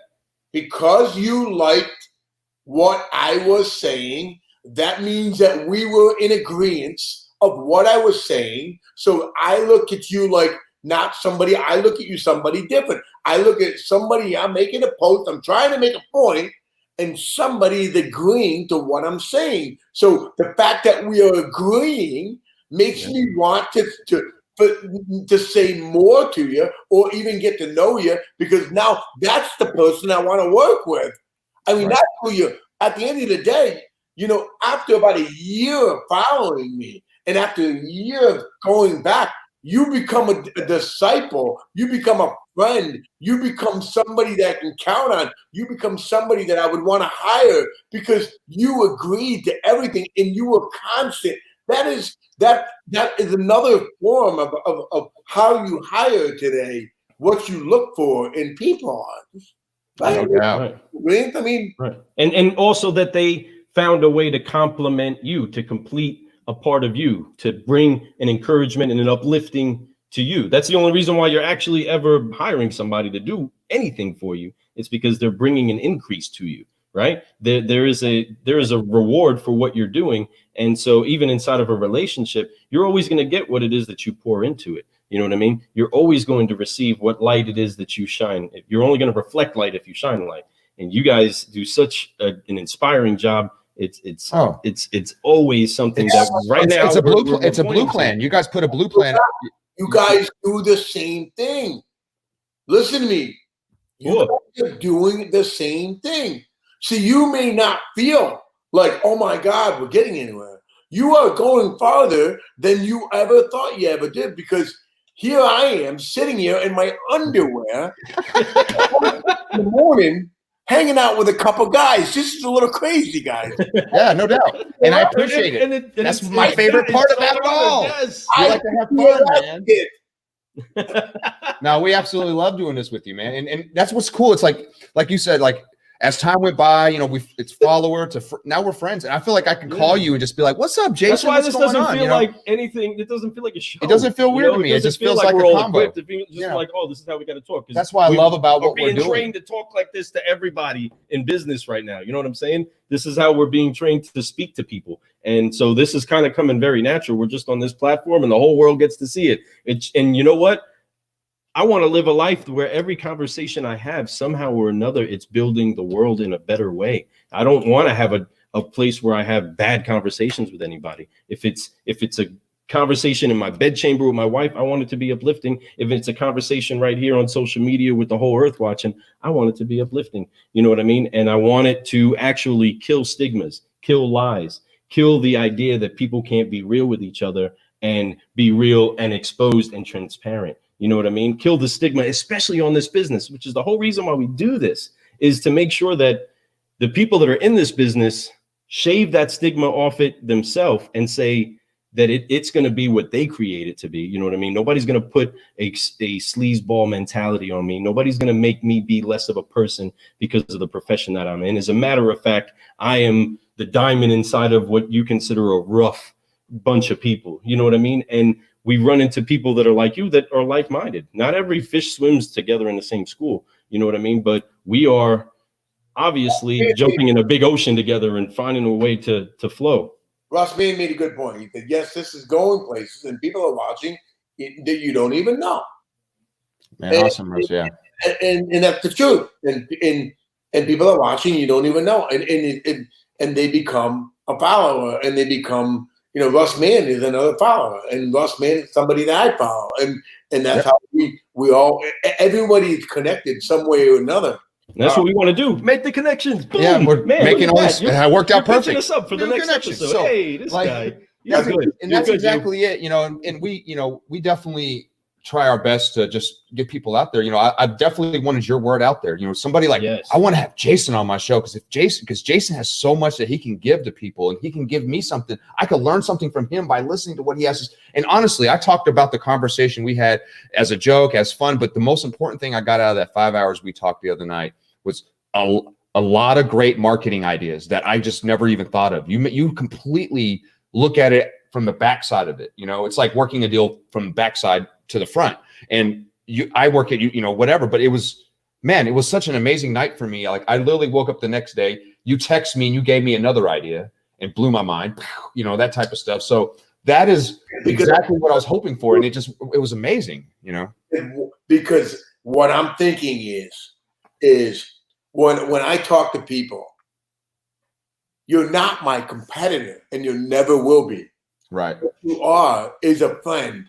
And guess what? Listen, at the end of the day, and El Patron will tell you, I always just say it over and over, who gives a shit about the money? The money's going to come anyway. The money always comes. You know, when we were in business for 4 months with my company, I was like, oh my God, what are we going to do? Right? And the guy said, the guy wrote a check for $500,000 to me, right? And the guy didn't even know who I was. He didn't need a lawyer. He just wrote the check. They printed it on a copy machine, and he said, here's $500,000. We walked out of that office. We're like, what? Right? I thought it was like, what? I went to Bank of America, and I got my daughter in there. I got, you know, but let me explain this there. The money is going to be pissed away anyway, because listen, whenever you have money comes in, that much money, you think it's a lot of money. Well, let me tell you something. A trade show costs $20,000. Okay, do 5 of them, it's $100,000, right? You got payroll, and the average payroll maybe $75,000, $80,000, $100,000 a year. So you got in 1 year, you can piss away the $400,000 or $500,000, right? So you got to work quick, and you got to work smart, right? And you also have to really you have to have some kind of common sense and have some kind of marketing skills. And again, here we are for 4 years. 4 years, and we're still going at it. Now, are we big yet? No, are we big? But yeah, we are. That's right, you are. Yeah, and you're once again, you're just starting to trickle out there, and it's going to get even bigger and bigger. And with the passion that you have, there's no doubt, and you should never doubt it, Jason. Ever doubt that it's gonna go the way you need it to go. There's always going to be little stumbles. We all go through stumbles. My podcast's gone through stumbles. My life's gone through. My marriage has gone through stumbles. You know, everything goes through stumbles. But those little stumbles is what makes winning so much better. You know what I mean? And I know I can't wait. I just cannot wait to be when you have. Yeah, you know what I'm saying. When you have a good time, listen to me. You want to go to work. I'm gonna tell you what you want to do. You want to be so freaking excited about going to work every damn day. That's right. When you are excited about going to work, and that's what El Patron's about. El Patron gets up early in the morning. I'm going to tell you what this guy does. This guy doesn't go to bed You can't. 4, 5, 6 in the morning to go to a gym, right? To throw a ball on a treadmill. Do you know what I'm doing at 5 in the morning? I'm sleeping. Yeah. At 7 in the morning, I'm sleeping. And then I get up in the morning and I see that he already ran 3 miles, right? I go over to my refrigerator and I grab out a cupcake and I drink some milk, right? And I'm like, screw that shit, whatever he, right? Exactly. So Al Patron's he's a disciplined guy, but what he does. So that's why he does it and he's able to do it. The problem with people is they get these jobs and they're stuck in there. They're stuck. And they're stuck because they don't believe that they can't get any further. And by the way, if I didn't take a chance to move out of Albany and go down to West Palm, see, Albany's in upstate New York. You're flying into the country. You go to West Palm, you're flying into some big money. You're flying into big money. And then all of a sudden you're landing in a land of opportunity. You don't know who you're going to talk to. And you could be sitting next to a billionaire and he's not going to tell you how much money he's got. But you just keep talking and talking and talking. And one day, you're going to catch the ear of that right person. So now that's why social media is big. Well, but now you can talk to millions of people. Yeah. But you better be truthful. You better be truthful. Because the numbers, they're going to want to see this. They're going to want to see the tax statements. They're going to want to see everything that you're going to want to see. So the investment money, when they want to give you the investment, they're going to want to see your prototype. They want to see what your plan is. Do you have a business plan? What is your plan? What is the goal? What is your? So you have to grab these charts and graphs, and you have to know what the hell you're doing. Yeah. We just didn't get 500,000. We made $1.3 million. Right. We made that income. We again, it's interesting. It's not easy, by the way. It wasn't easy. What you guys are doing is not easy. It's 1 o'clock in the morning, right? And you could be in bed right now doing whatever you want to do, like everybody else.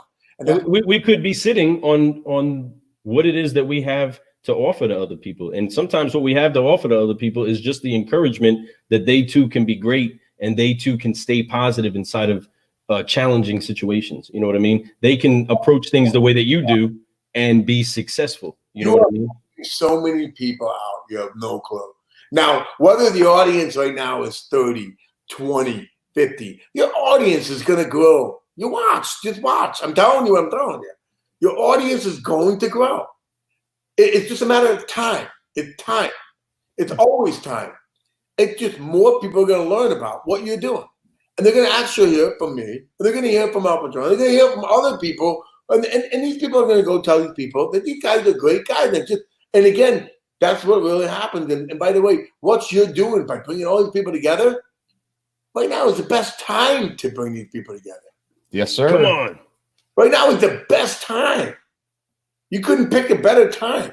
We didn't. We're so far apart. We didn't. We didn't pick it. It just happened. We just said we were going to start, and no matter what happened, it just happened. So nobody picked this time, right? We were like, hold on, let's wait for Corona. You know what I'm saying? Nobody did that. But like you said, we made lemonade out of lemons. Yeah. As soon as it came about, doing this podcast when we started, we started at the end of the year last year, coming up with the format, doing all this, setting it up, getting our equipment, doing it all. And then January 20th is when we released our first episode or the first brew. And for us, it was like perfect timing because as it started to unfold with this coronavirus, I was already in growth mode, such a growth mode and just constant work. I'm going to do everything I can, social media, to when it happened, it just helped me to be able to 10 times that shit. You know what I mean? Like I was able to go even harder because I had an extra 8 hours every day almost, and then though I was going to work for a short amount of hours every day, I was so much morning. I had so much more morning time. I had more afternoon time. I had more time to sit there on social media and follow what everybody's doing, network more. We fit in conversations with people that we wouldn't have had the time to speak with that long. I mean, your conversation was a 5-hour conversation, and that's a long time for being up and doing stuff. But we said, let's get together with El Patron, and he did it in the center of the day, which in most cases is so hard to find the time to, when you're working that, you know, car deals in regular world, to have the time to sit still and just have that conversation with a couple of guys that you haven't had much of a conversation with. You know what I mean? El Patron said he's going to bed. All right, Patron. Good night, my friend. I will call you tomorrow. I'll see that message. I'll hit you up. Good night, man. Good night, Rudy. I'll holler at you, man. Dream Love you, man. Dream about me. I'm sure he does, man. You know what I'm saying? He probably wake up in the middle of the night, write down in his notebook an idea that he had about you guys, for you guys. Middle of the night, I'm gonna kill that guy tomorrow. Oh, we had him up late, yeah, but I'm sure he was entertained by this. You know, this is entertaining show. He actually, we actually did a contest. Actually, if you go on his Facebook a little while when he done, I don't know if you saw what I did, but I slapped his daughter. I saw it. Funny video. That was hilarious, and her face was. But then Jason did it tonight. Jason, I did it. I didn't see that. Yeah. Yeah. So first try, and his daughter was there watching it with him, and it was just like, oh, yeah. His daughter's Facebook. So I watched it about 100 times. So tonight, his daughter was on FaceTime tonight. So I said, all right, tell me what you did. So you take the glass, you put a plate there, you put the toilet tissue, and then you put the egg on. And then you got to slap the plate out, and the plate's got to knock out, the tube's got to come out, the egg's got to drop right in the glass. And the glass I had was a real skinny glass. I didn't know if I was even going to do it. But I was like, I wanted to entertain it. I was hoping the egg was going to fly. But what happened was the whole project worked. It actually worked. So it was actually more funny for me. But yes, El Padron, good night if you're there. And he must be gone, but yeah, I'm sure he is. He said, "I got to get up at 5." I feel him. He's a hustler, man. How many people do you have on now at this hour? Right now, it looks like we only got about 3 left. We had a good amount for a minute. Down to 3 folks. Probably getting ready to go to bed themselves. It bounces back up and down. Yeah. But yeah, no, what a great time, you know.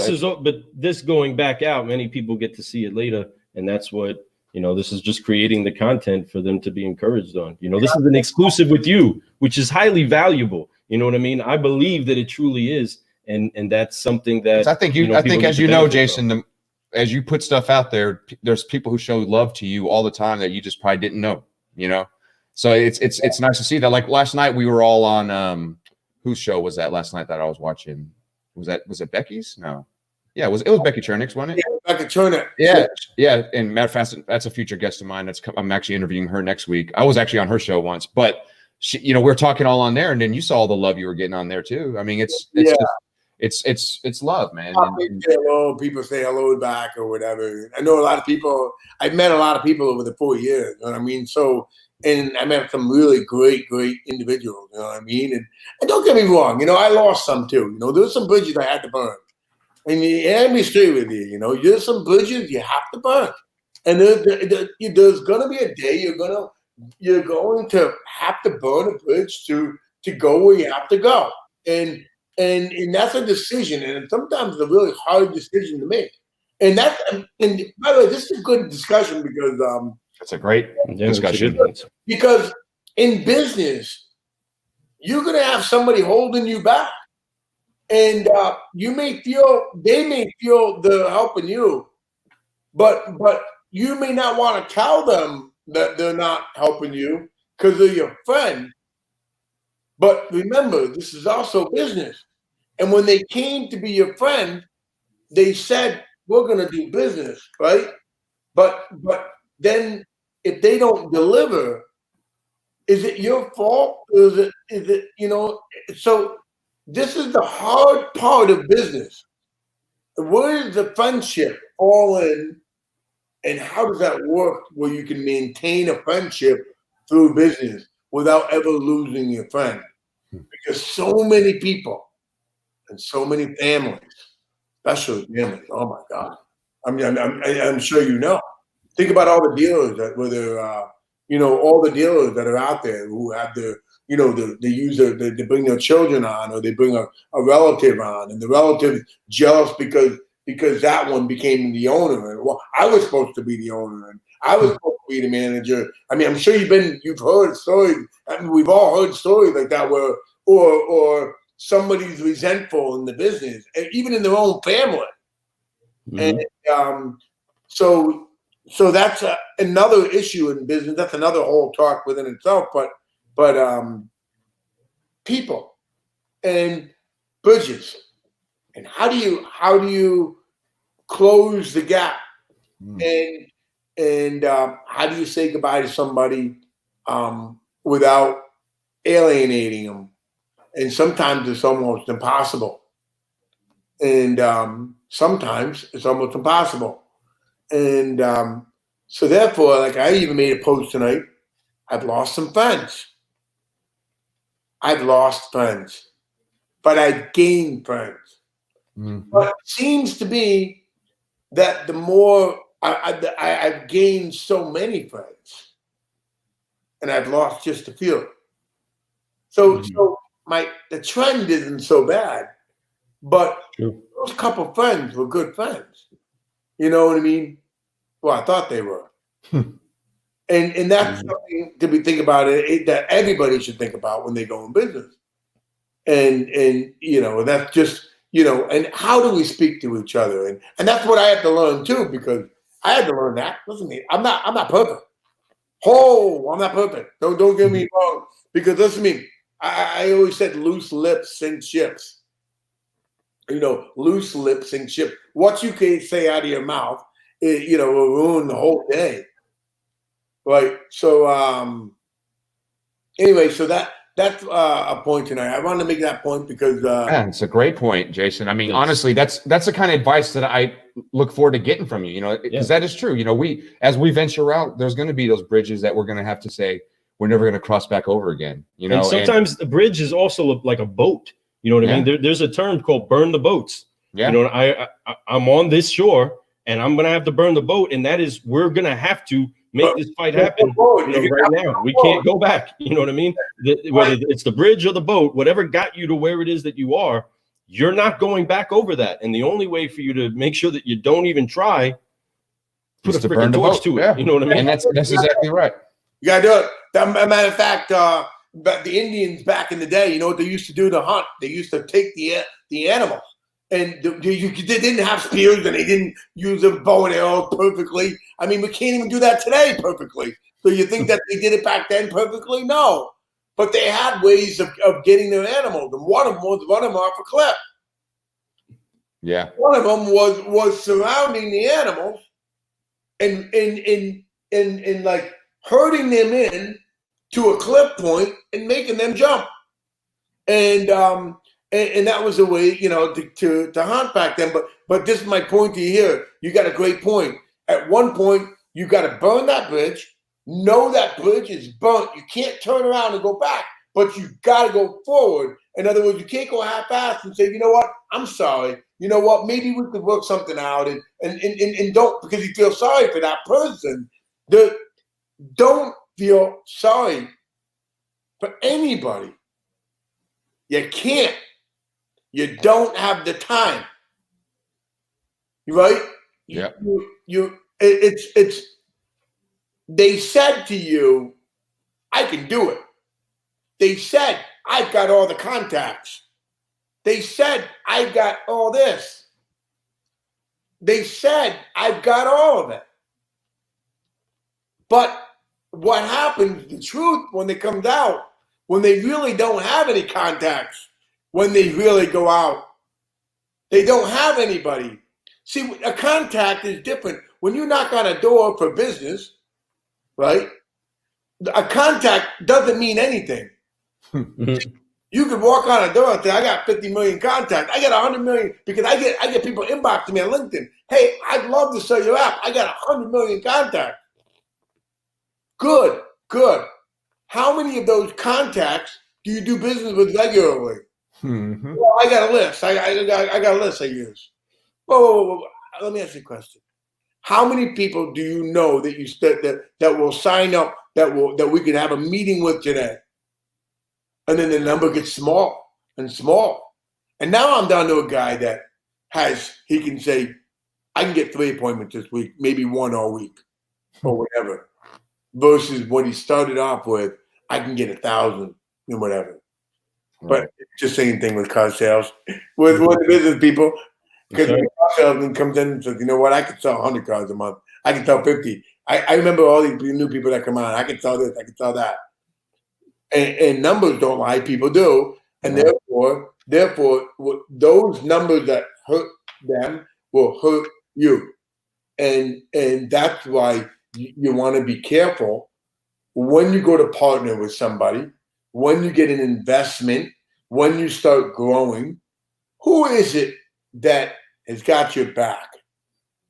And that's why I love El Patron, is that we're not invested financially together.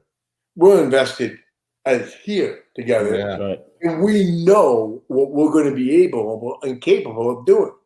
And as El Patron just said to you just now, call me in the morning. I have an idea.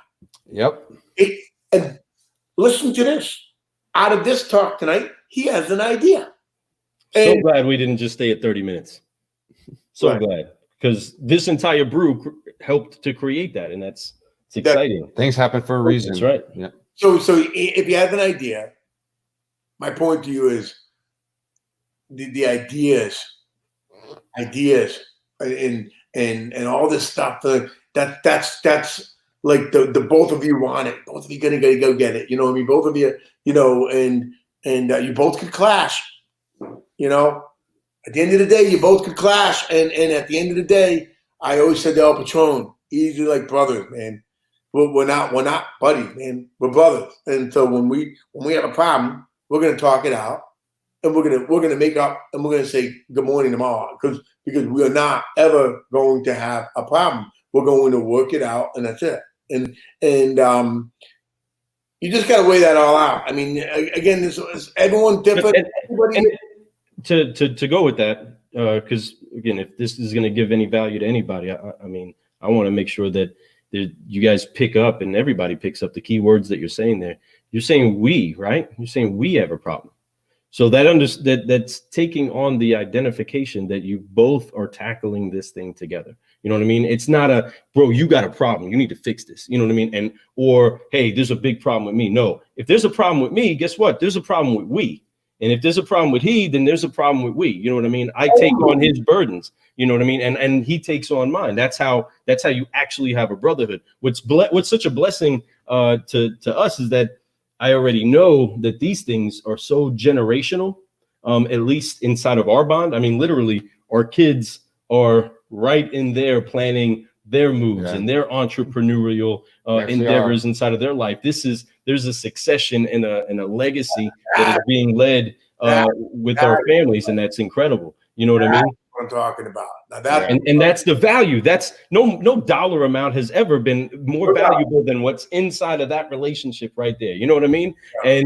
And man, we're vested inside of that, and we're knit together at this unit. But we also, that's something that we have that's special, that I think that needs to be poured out into the community. I mean, literally, we have I said literally, like the kids. I was just talking about how the kids are always saying literally all the time. Anyway, but we talk about having those types of connections, and we have a episode that even talks about being battle buddies. And a battle buddy is truly the one that says, if you're going to take a nap, I'm going to be the one that holds my weapon up in protection of you while you sleep. You can sleep securely while I man our sector. And as soon as it's time for you to go down, we're going to switch and we're going to man each other's posts. Why? Because we're vested in each other's long haul, lifelong, not the money. Money's never been a thing. The great thing, don't worry about the money.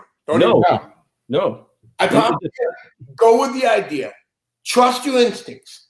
The other day I went in the woods, and you saw that video, right? You guys saw that video, me in the woods. Mm-hmm. I wasn't really far in the woods. I was only right up the road. Okay, I went in the woods maybe about 50 yards, 100 yards, and I pretended I was lost. And I wanted to make a point that a deer, an animal, gets dropped in the woods, right? And they gotta live, and they live for years. And boy, I'm gonna tell you something. The mother of the deer does not know how to deliver a baby, right? It just doesn't. Then all of a sudden, the deer starts standing up and starts sucking away on the mom's breast to get the milk, right? So the deer automatically knows what to do. It's amazing. They just know what to do. And And so everybody in the world that's suffering right now because they're out of work, there's 16.6 million people freaking out right now. So they're having what we call a panic. And so when you get in the woods and you get lost, right? And that's what I did. I was in the woods. I want to make a point that I'm lost in the woods. And there's trees and there's everything around me. And oh my God, how am I going to get out of here? Where am I going to go? So the very first thing that happens is you're going to start panicking. And you go into a panic attack because how am I going to get out? It's going to be dark soon. It's going to be cold. Am I going to live? Am I going to die? Well, listen, let's not forget how far you are in the woods to begin with. Then let's not forget that the first thing is you got to calm down first. Because before you can go and do anything, you have to remain calm. That's why it's always said, remain calm. When you start to calm down, your brain starts to pick up the senses of what you think you might need to do. We live on instincts. We are animals. Believe it or not, we are the top of the chain of animals. Okay, and so we have brains too. So we're not, listen, all those people that are on LinkedIn, millions of people on LinkedIn that lost their jobs, still are qualified individuals. The world is not going away. And there's still qualities that are needed still. And a matter of fact, right now, dealerships are going crazy right now, hiring. They're hiring like crazy right now. And everybody's like, oh my God, we're out of work. No, you're only out of work temporarily. Because right now what they're doing is the world panic. So now they're looking for the social savvy people. That's what they're doing right now. They're looking for the guys that know how to use social media, that know how to use these webcams, that know how to use all this stuff. And right now, during the pandemic, is a good time for people to learn how simple and easy it is to make a Zoom call, pull people in, and start doing this stuff. It really is not hard. And you got to trust your instincts to survive. You see, that's what the best salesmen in the world are able to do, is they're able to survive. They're able to survive. And that is so right. Have an instinct. You're able to drop them in the middle of the floor at any given day, be able to handle any customer's objection, any customer, right? And at the end of the day, man, I'm telling you, the best of the best, you're able to walk out of the woods. And when you do get out of the woods, I said, make sure you do yourself a favor and pull somebody else out of the woods with you. Go back in. Now you know how to get out, and go grab some others out. Because in this country, if we don't do it this way, yes, we're screwed. We're screwed. You want to be greedy? Yep, we're screwed. Okay? Because greed is what caused our country to be where it is today. You can say what you want to say. Anybody can say what their opinions is. But greed is a very dangerous word, and it's a very it's look at on LinkedIn. It's greed. It's greed. It's greed where these companies, they had such a great year. They brag about it, but all their employees are freaking gone. I know companies that kept all their employees. I know companies that sold their stuff to keep their employees. I know companies that are doing everything they can to keep their employees. And I know companies that drop people the minute they heard a coronavirus was even coming.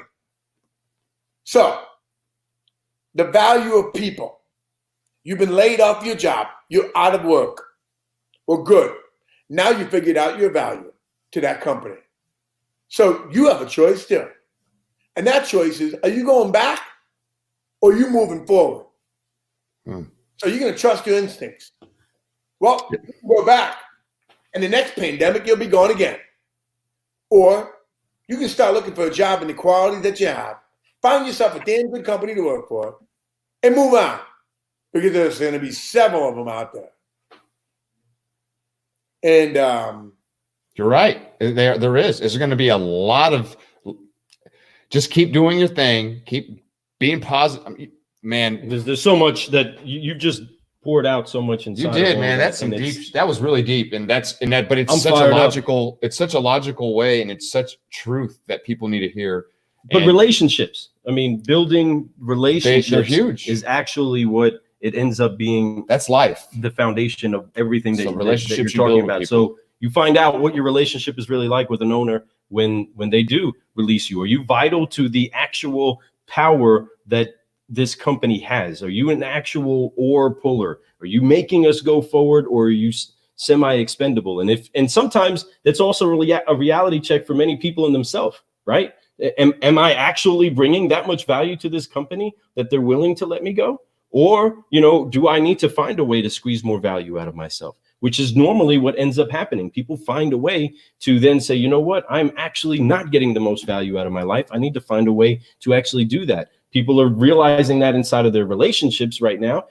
I need to find a way to gain value inside of my home life, inside of I didn't know that I had to pay attention to my money that close. I didn't know that I had to pay attention to staying stocked up on food that much, having toilet paper that much. You know what I'm saying? There's so many things that you're like, man, the attention is being risen to so many things at this time. And it's a light bulb going off to so many people. And that's what we want to do. To answer the question of Bo, we've been doing this podcast since 1/20/2020. So in 5 more days, it'll be 4 months that we've released this first podcast. But that was the actual time that it first got out there, and we've been hyping it up and getting everybody excited and ready for the first brew all the way up before then. Well, one thing about us, Bo, is that we are consistent. Every week we have our show, we do it, we constantly reach out, we're making it grow. Every single week, the episodes keep getting better and better, and the guests, they keep becoming more informative, and I think we're able to get more out of them by the way we talk. Get stronger the longer that we're brewing, baby. That's right. But but we're building relationships with the right people too, and just having so much fun. The whole series, right? Solutionaries, new connections. I've got a great idea for both of you. Hold on. I've got a super idea. Okay. Hold on. I've got a super idea for both of you. And that idea is because I love your podcast. I actually love your podcast.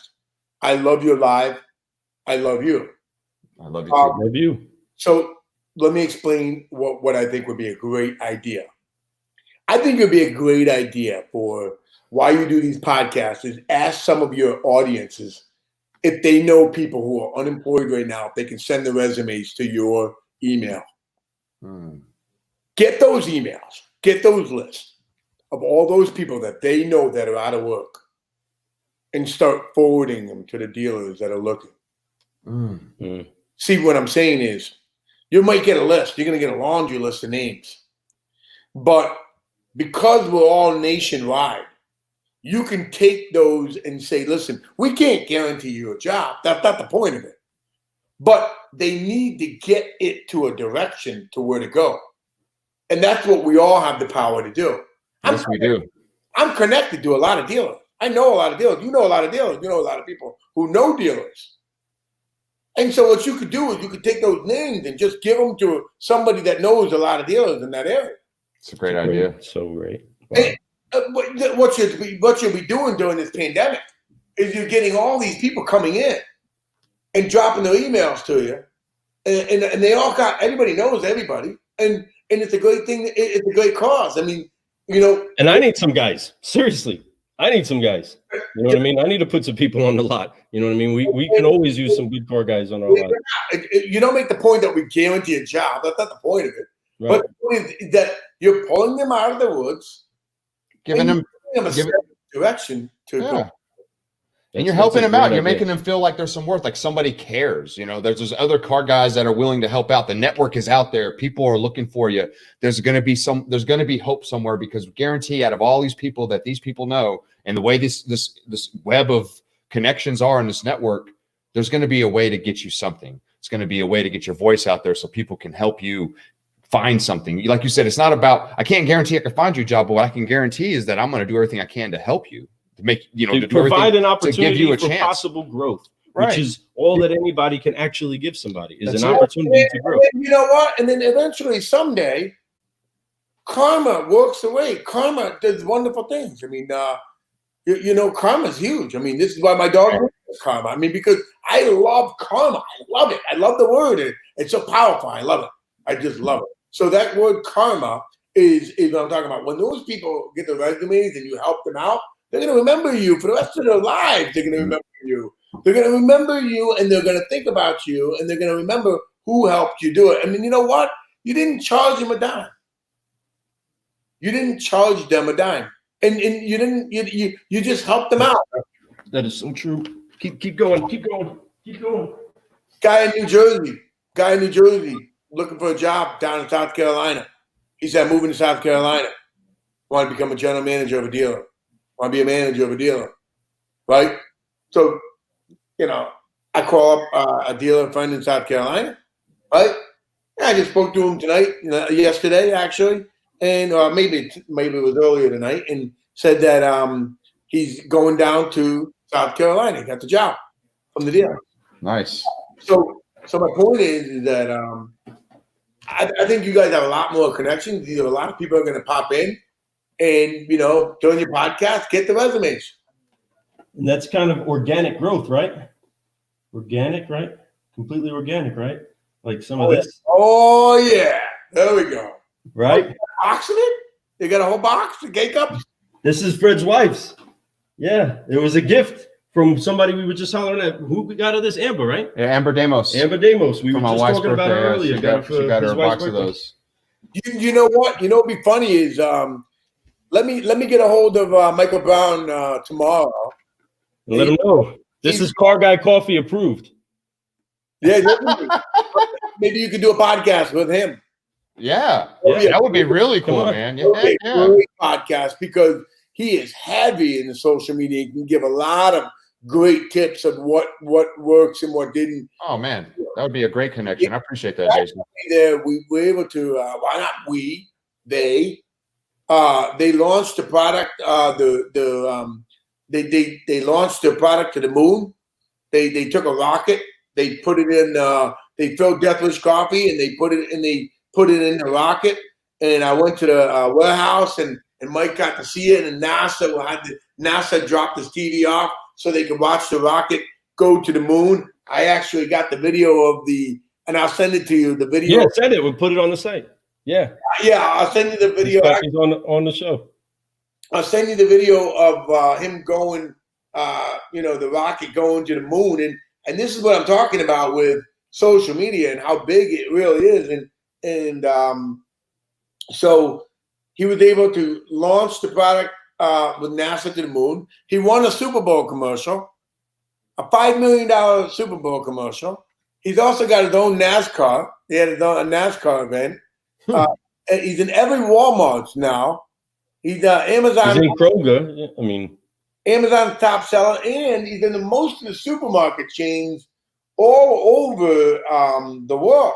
So it's not like, and this is the guy that started out. And I remember walking in there, and I said, "I want to help you out." And he's like, "You want to help me? What do you want to do with me?" And I said, "I want to show you how to use social media, right?" And this is the guy that started off with nothing, he had a coffee shop, and I said, "I want to show you what to do." And he listened to me. And the guy sat there for an hour, 2 hours, 3 hours, whatever it was, listened to me. And then I consulted with him. And he took some of the advice, not all of it, because that's not what we're about. It's about, getting the idea of what's going to work. And he did it, and he carried it out like a patron. The difference is this guy's an accountant. This guy isn't just the owner of Deathwish Coffee. He was an accountant. He didn't want to do it. He opened up a coffee shop. So, so he won all these things. That's an incredible company, Deathwish Coffee. Incredible company. Incredible. It sounds like it. The box says test your strength, car guys and car gals. Are you drinking the right brew? Are you drinking a Car Guy Coffee approved coffee? Well, get you some of Deathwish Coffee for only the strongest car guys. Oh, yeah. Oh, yeah. And yeah. I'll give him a call tomorrow.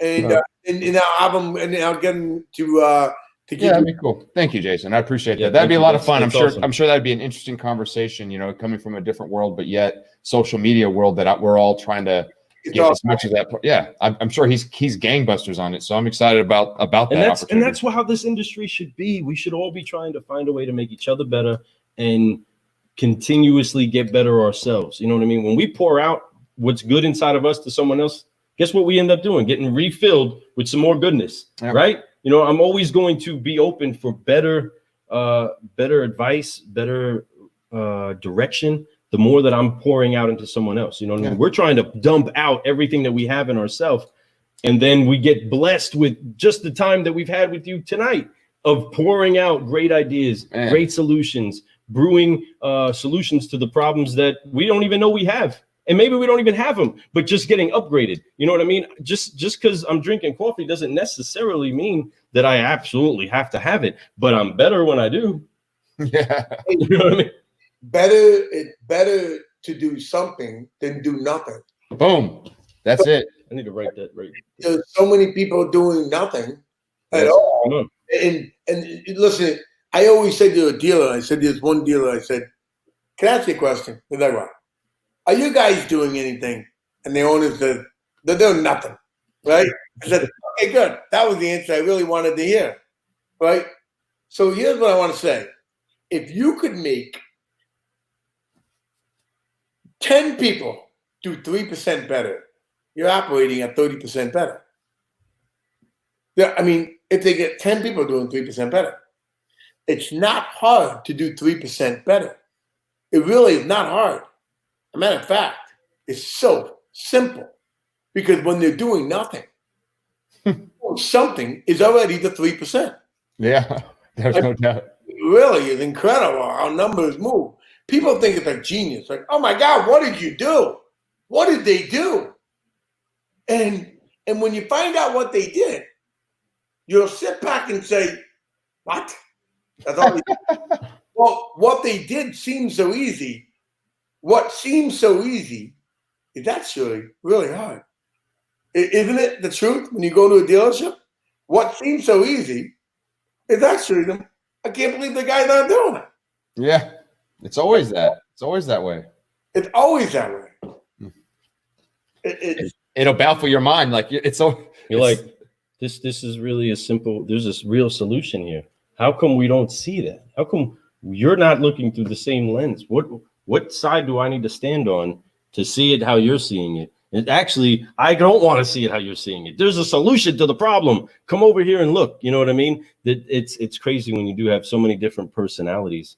But that is why I guess we even have any value, or any of the solutionaries that are successful have value, because there's somebody's got to be inside of that circle jerk that says, this is really dumb. There's a better way to do this. Yeah, you know what I'm saying? That's why you got to be uncomfortable, because the crazy thing is the norm does not work. You have to be different, and that's what, like, I really believe there's a top 5% that really are doing things in the car business. You know what I mean? And the 5% out there really stand out, and then the 95% are the ones who are just crap. They don't really try. They're not doing social media. They're not really taking care of their customers. They're lying to their customers. They're everything that you can imagine that's bad. That's 95% of the car business. And I honestly believe that 95%. I know it's a high ass number, but that is how I feel. There's a 5% that are really doing it, and there's 95 that just don't. It's a job. That's all it is to them.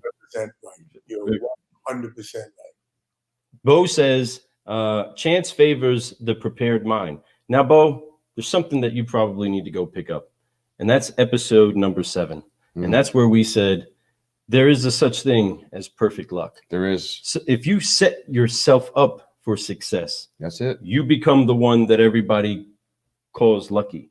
That's it. You will become the one that's, oh, that's just luck. Well, you can call it whatever you want, but there's a way to perfect it, because if you sow the seed and you water it and you prepare the ground properly and you give it the proper light and you give it the right cultivation and you make sure the weeds stay away from it and you take care of what it is that you're planting, you can actually grow a perfect fruit. But if you don't take any steps forward, if you don't do the things that grow actual fruit, then you're not going to grow any fruit, and you'll be the one that's, oh, I got all this bad luck. Right. I got all this bad luck. Well, my Bible says that he gives seed to the sower, Okay. So if you're going to be a sower, if you're going to be a person trusted in your life to sow seed, well, then seed's going to be in your hand. And some people can't be trusted with their seed. And some people eat their seed instead of planting it to create more seed. See, every seed has a different purpose. Some of it turns into bread. You can cook it up and actually eat it. You know what I mean? It turns into bread, but some seeds are for planting and some seeds are for growth. And there's always more seeds for planting than there are that actually get cooked up. Yep. Always. So that's why it's important that you give. And the more that you give, you're obviously going to gain more. You're not going to get a lot of harvest if you only plant so many seeds. You know what I mean? Yep. That's just how that is. That's it. And everybody has their own garden that they plant. You know, some people, like, let's say farmers, for example. There's a farmer that does the, you know, who'll do grain. There's a farmer that does corn. There's a farmer that has the cows for slaughter. There's a cow that have the cows for milk. So you have to, everybody has their skill that they're good at, but they all connect as one. As you know what I mean? It all ends up being on one plate. It all ends up being here for a common good. So but everybody has to do good at those things. You know, if you have like situations where those people are not doing their part, it causes a issue. It causes a supply and demand issue, you know, but when everybody's doing it right, it's really nice. And it's a really awesome thing to see. So when you get together with a bunch of the 5% I'm talking about, and you can become friends with those people and network with them, it's going to eventually hopefully turn that from 95% bad to hopefully one day 50% bad to 30% bad, you know. And that's what I want to happen. Honestly, I know it's crazy. It sounds crazy, but I don't think it's that crazy. I think if it keeps happening, eventually people have to fold because no one's going to buy from them anymore. No one's going to want to go there because there's too many other people who are showing it on social media, how honest they are, how transparent they are, how much they want to help me, how much they want to help everybody they touch.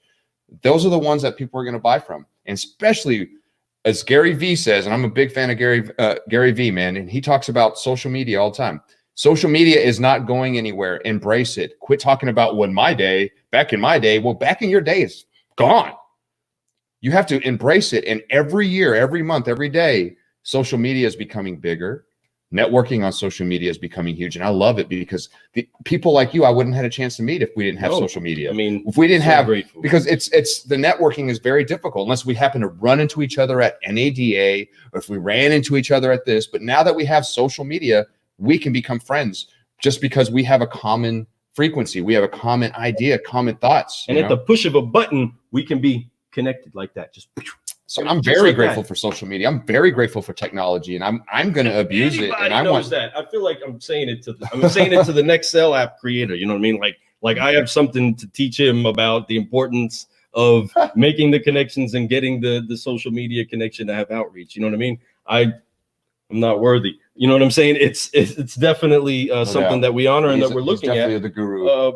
But the fact is, whether you're at one level at a dealership or you're at a place where you're overseeing many, many dealerships, your ability to create a giant ripple inside of a lake is so vast. All you have to do is pick up the freaking stones and start slinging them, start putting stuff out there, start making something happen, start creating a wave, and you'd be surprised how big those waves end up getting at the end of the ripple. It's just like anything. You got to just keep growing. You know what I'm saying? Growing. You know, see how that perfectly fits right there?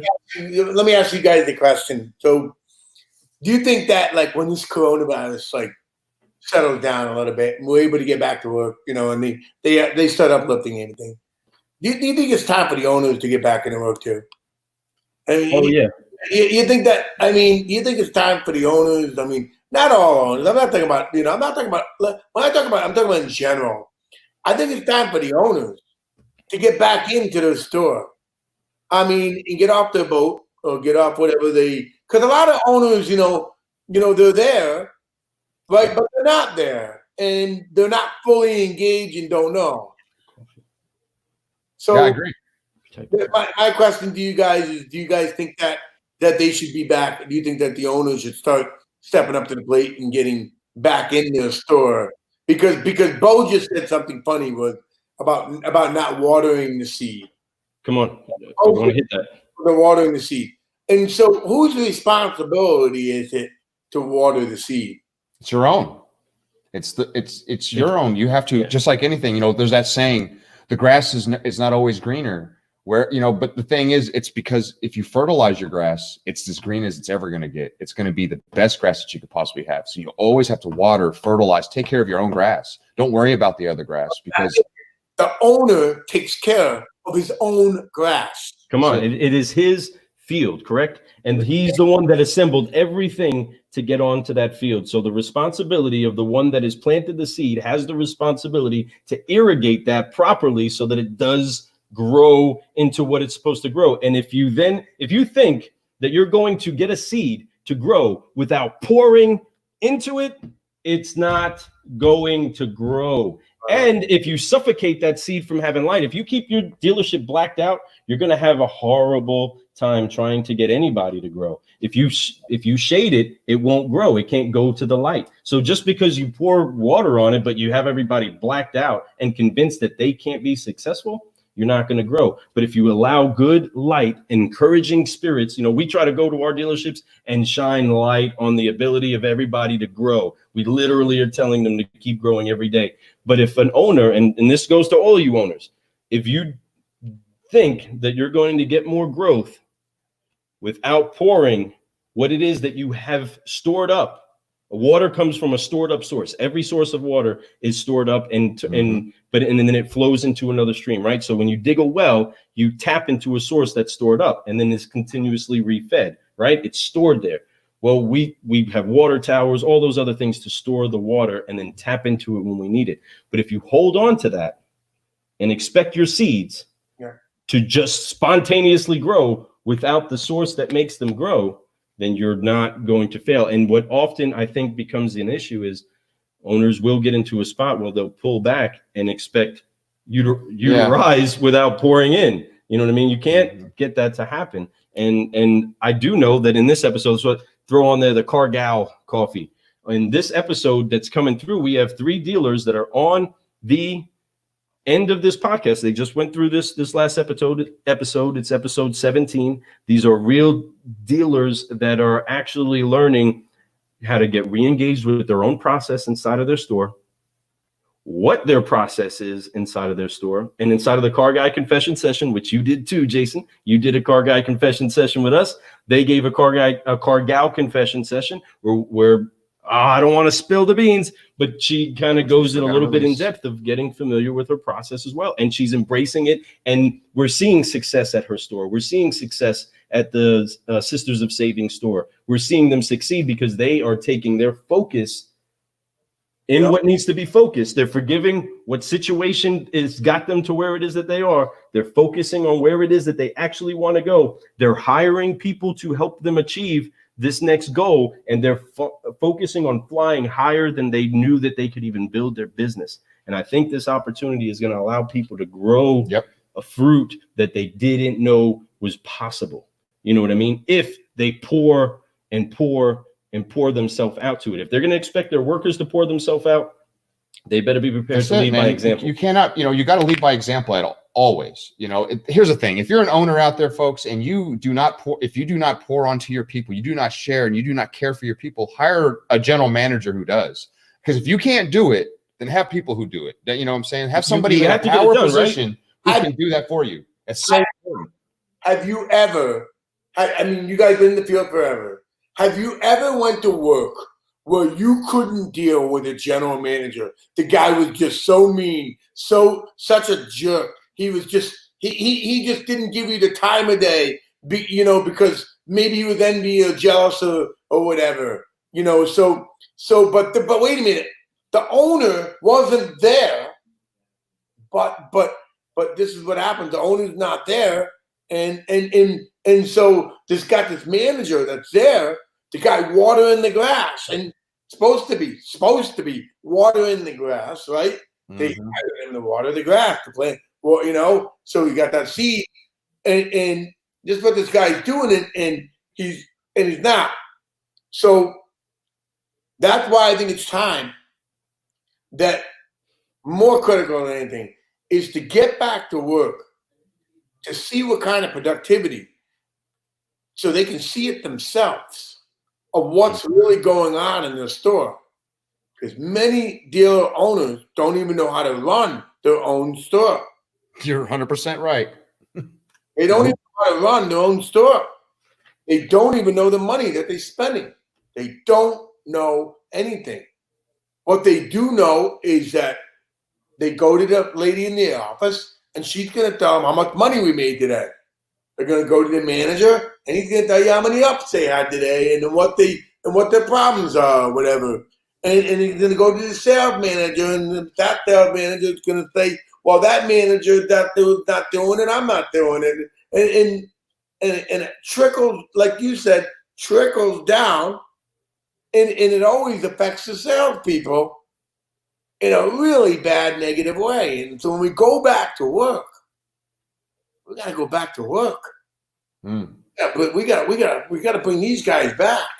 We got to talk to these guys too, guys. I mean, we got to make a post or something to guys, all dealers, please. It's time for you guys to go back to work too.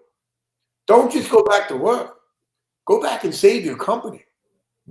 And saving your company means save your people. Saving your people means that service and parts and sales, everybody's got to be able to get along. How many dealerships do you walk in and service is fighting with sales? You kidding me? Yeah, it's kind of common. Yeah. Kind of common. And just like you said, that's why you said 95% of these dealers don't get it. And the truth is, you're absolutely 100% correct. Because every single dealer I've ever walked into were only there because they have a problem. They wouldn't need us if they had a problem. They don't need you when they're doing really good. They think. But they think they're already doing the best they are. That's right. Word up, no doubt. Really are not doing the best they could. With all kinds of excuses too. That's why there has to be a lifestyle of constantly growing. I mean, seriously silly. That's such a great song. But you have to be able to have an attitude that says, I need to keep growing. No matter what, I need to be growing. If that fruit isn't continuously growing, then it's rotting.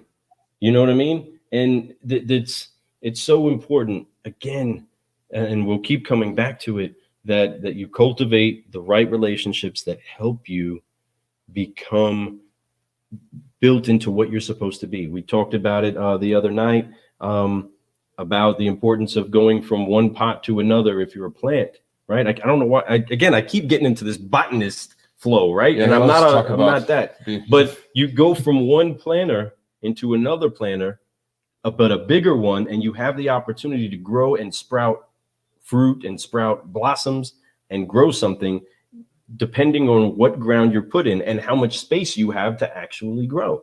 And that's what's important about anybody that's trying to reap a harvest. Assemble it all together. Bo spoke about there being leaders and there being farmers. Absolutely. I believe that we're all gatherers. I believe that we're all trying to pull in what it is that we're out here harvesting in the field of work that we're in. And then our job is to properly disperse it. But we're all trusted with like the same opportunity every day. It's the same 24 hours. Yes, we have the opportunity to put work inside of that same 24 hours. And I'm not in competition with you, because you know what? You're going to get allocated the same amount tomorrow that I'm going to get. You know what I mean? So I can't take from yours. I can't steal yours. I actually want to try to add value to yours. You know what I mean? I want to try to make sure that when we are together, we produce something more than what we could have done apart. Otherwise, I'm okay with us being apart. You know what I'm saying? If I can chop down more trees without you, I'm going to do it. You know what I mean? Because I'm here to be successful. But if we then amplify each other, you know what I mean? Right. Either we're going to send out 10,000, or somebody's going to distract me and talk me out of producing the best. You know, I could be just like the circle jerks on a lot. You can be sitting there talking to the person that's crying the blues, and you're not going after that up. You're not making that phone call. You're entertaining something that's not productive. So car guys and car gals sitting on the lot, determine what it is that you're doing with the time you're given. I have 24 hours. You have 24 hours. You're just as rich as me. So if you have this day, today, what are you producing? Right now, we're producing solutions. I'm trying not to look mad. Trent says I look mad. Try not to look so mad. But but what is it that we're doing? We each have the same amount in our wallet today. Let's use it and be productive with we all it. start And don't with the take same from amount it. of, You know what I mean? it. Let's put our money in the pot to create as much of a pot as possible. You know what I mean? And build it together. But that's a lifestyle.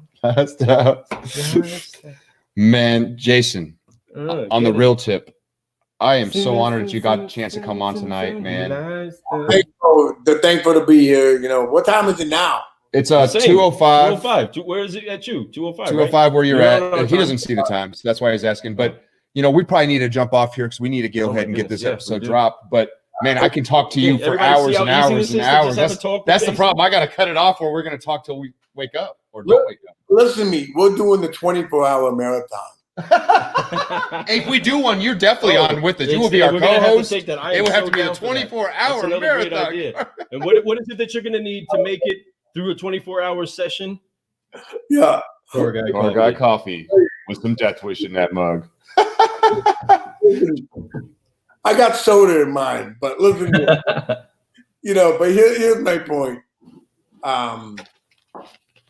We all got to just make the best of what we're doing. We make the best of what we're doing. Put our people to work. You know what I mean? Put our people to work. Yes. Watch our productivity. Watch our productivity. You know, hold everybody accountable. You know, hold your people accountable. And you know, and like you said, love your people. Love your people.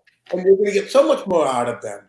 And that's what you guys are special. I don't say, like you said, you know, you can actually, with you guys, I love you guys already. Like I really, okay, here we don't like, we've never met personally.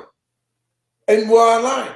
And so, is it possible? And I'm interested in what's happening in your life. Like, I actually care to see the light that you're shining in the rest of the world. Like, what's Jason doing? You know what I mean? Oh, that's awesome. I'm gonna catch his live. I'm gonna see it. Oh, I'm happy. But now it's like glimpse, watching. It's like watching your homeboy doing it. Yeah. So now it's even better for me. Like, it's even more cool to see you do a post. You know, like before it was like, okay, I know who he is. Now it's like, I love this dude, man. I can't wait to see this post. But that's the idea, and I think you guys are doing a wonderful job with your podcast. I love your podcast. I love you guys together, a good sync, and you know, you're definitely going to be going places. And thank you so much for that. That means a lot. Wait, this uplifts so we can sit back and everybody come together with some great ideas. And I'd love to have a round table with you guys. I'd love to have sooner than later. Let's make that happen. Can uplift and upshift. Could you imagine? Man, that's what happens in the Car Guy Coffee. I want to say thank you for letting me come on and. Oh man, thank you. I'm glad you jumped on here, man. It's so cool. Anytime, you know, you are honorary host of the show with us. Anytime, my friend. I'm the only one sitting here with my underwear on. Okay, you don't know what's going on down here. All you see what's going on is up here, right? And that is an entire other lesson. Yes, that is a completely different lesson. But that is a good lesson for people to learn. Yes. What looks good here may not look good here, right? Only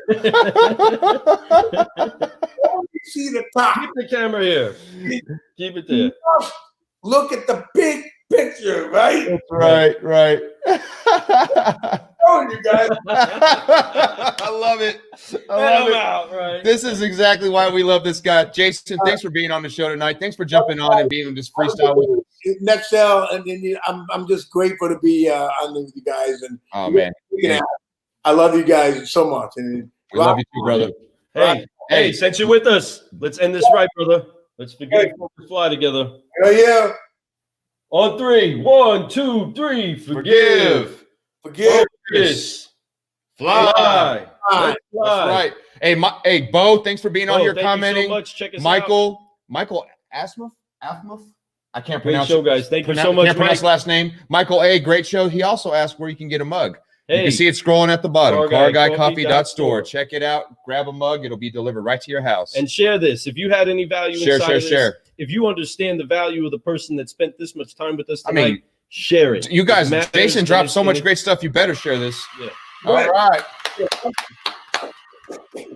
Car guys and car gals, enjoy a little seriously silliness as we say goodbye.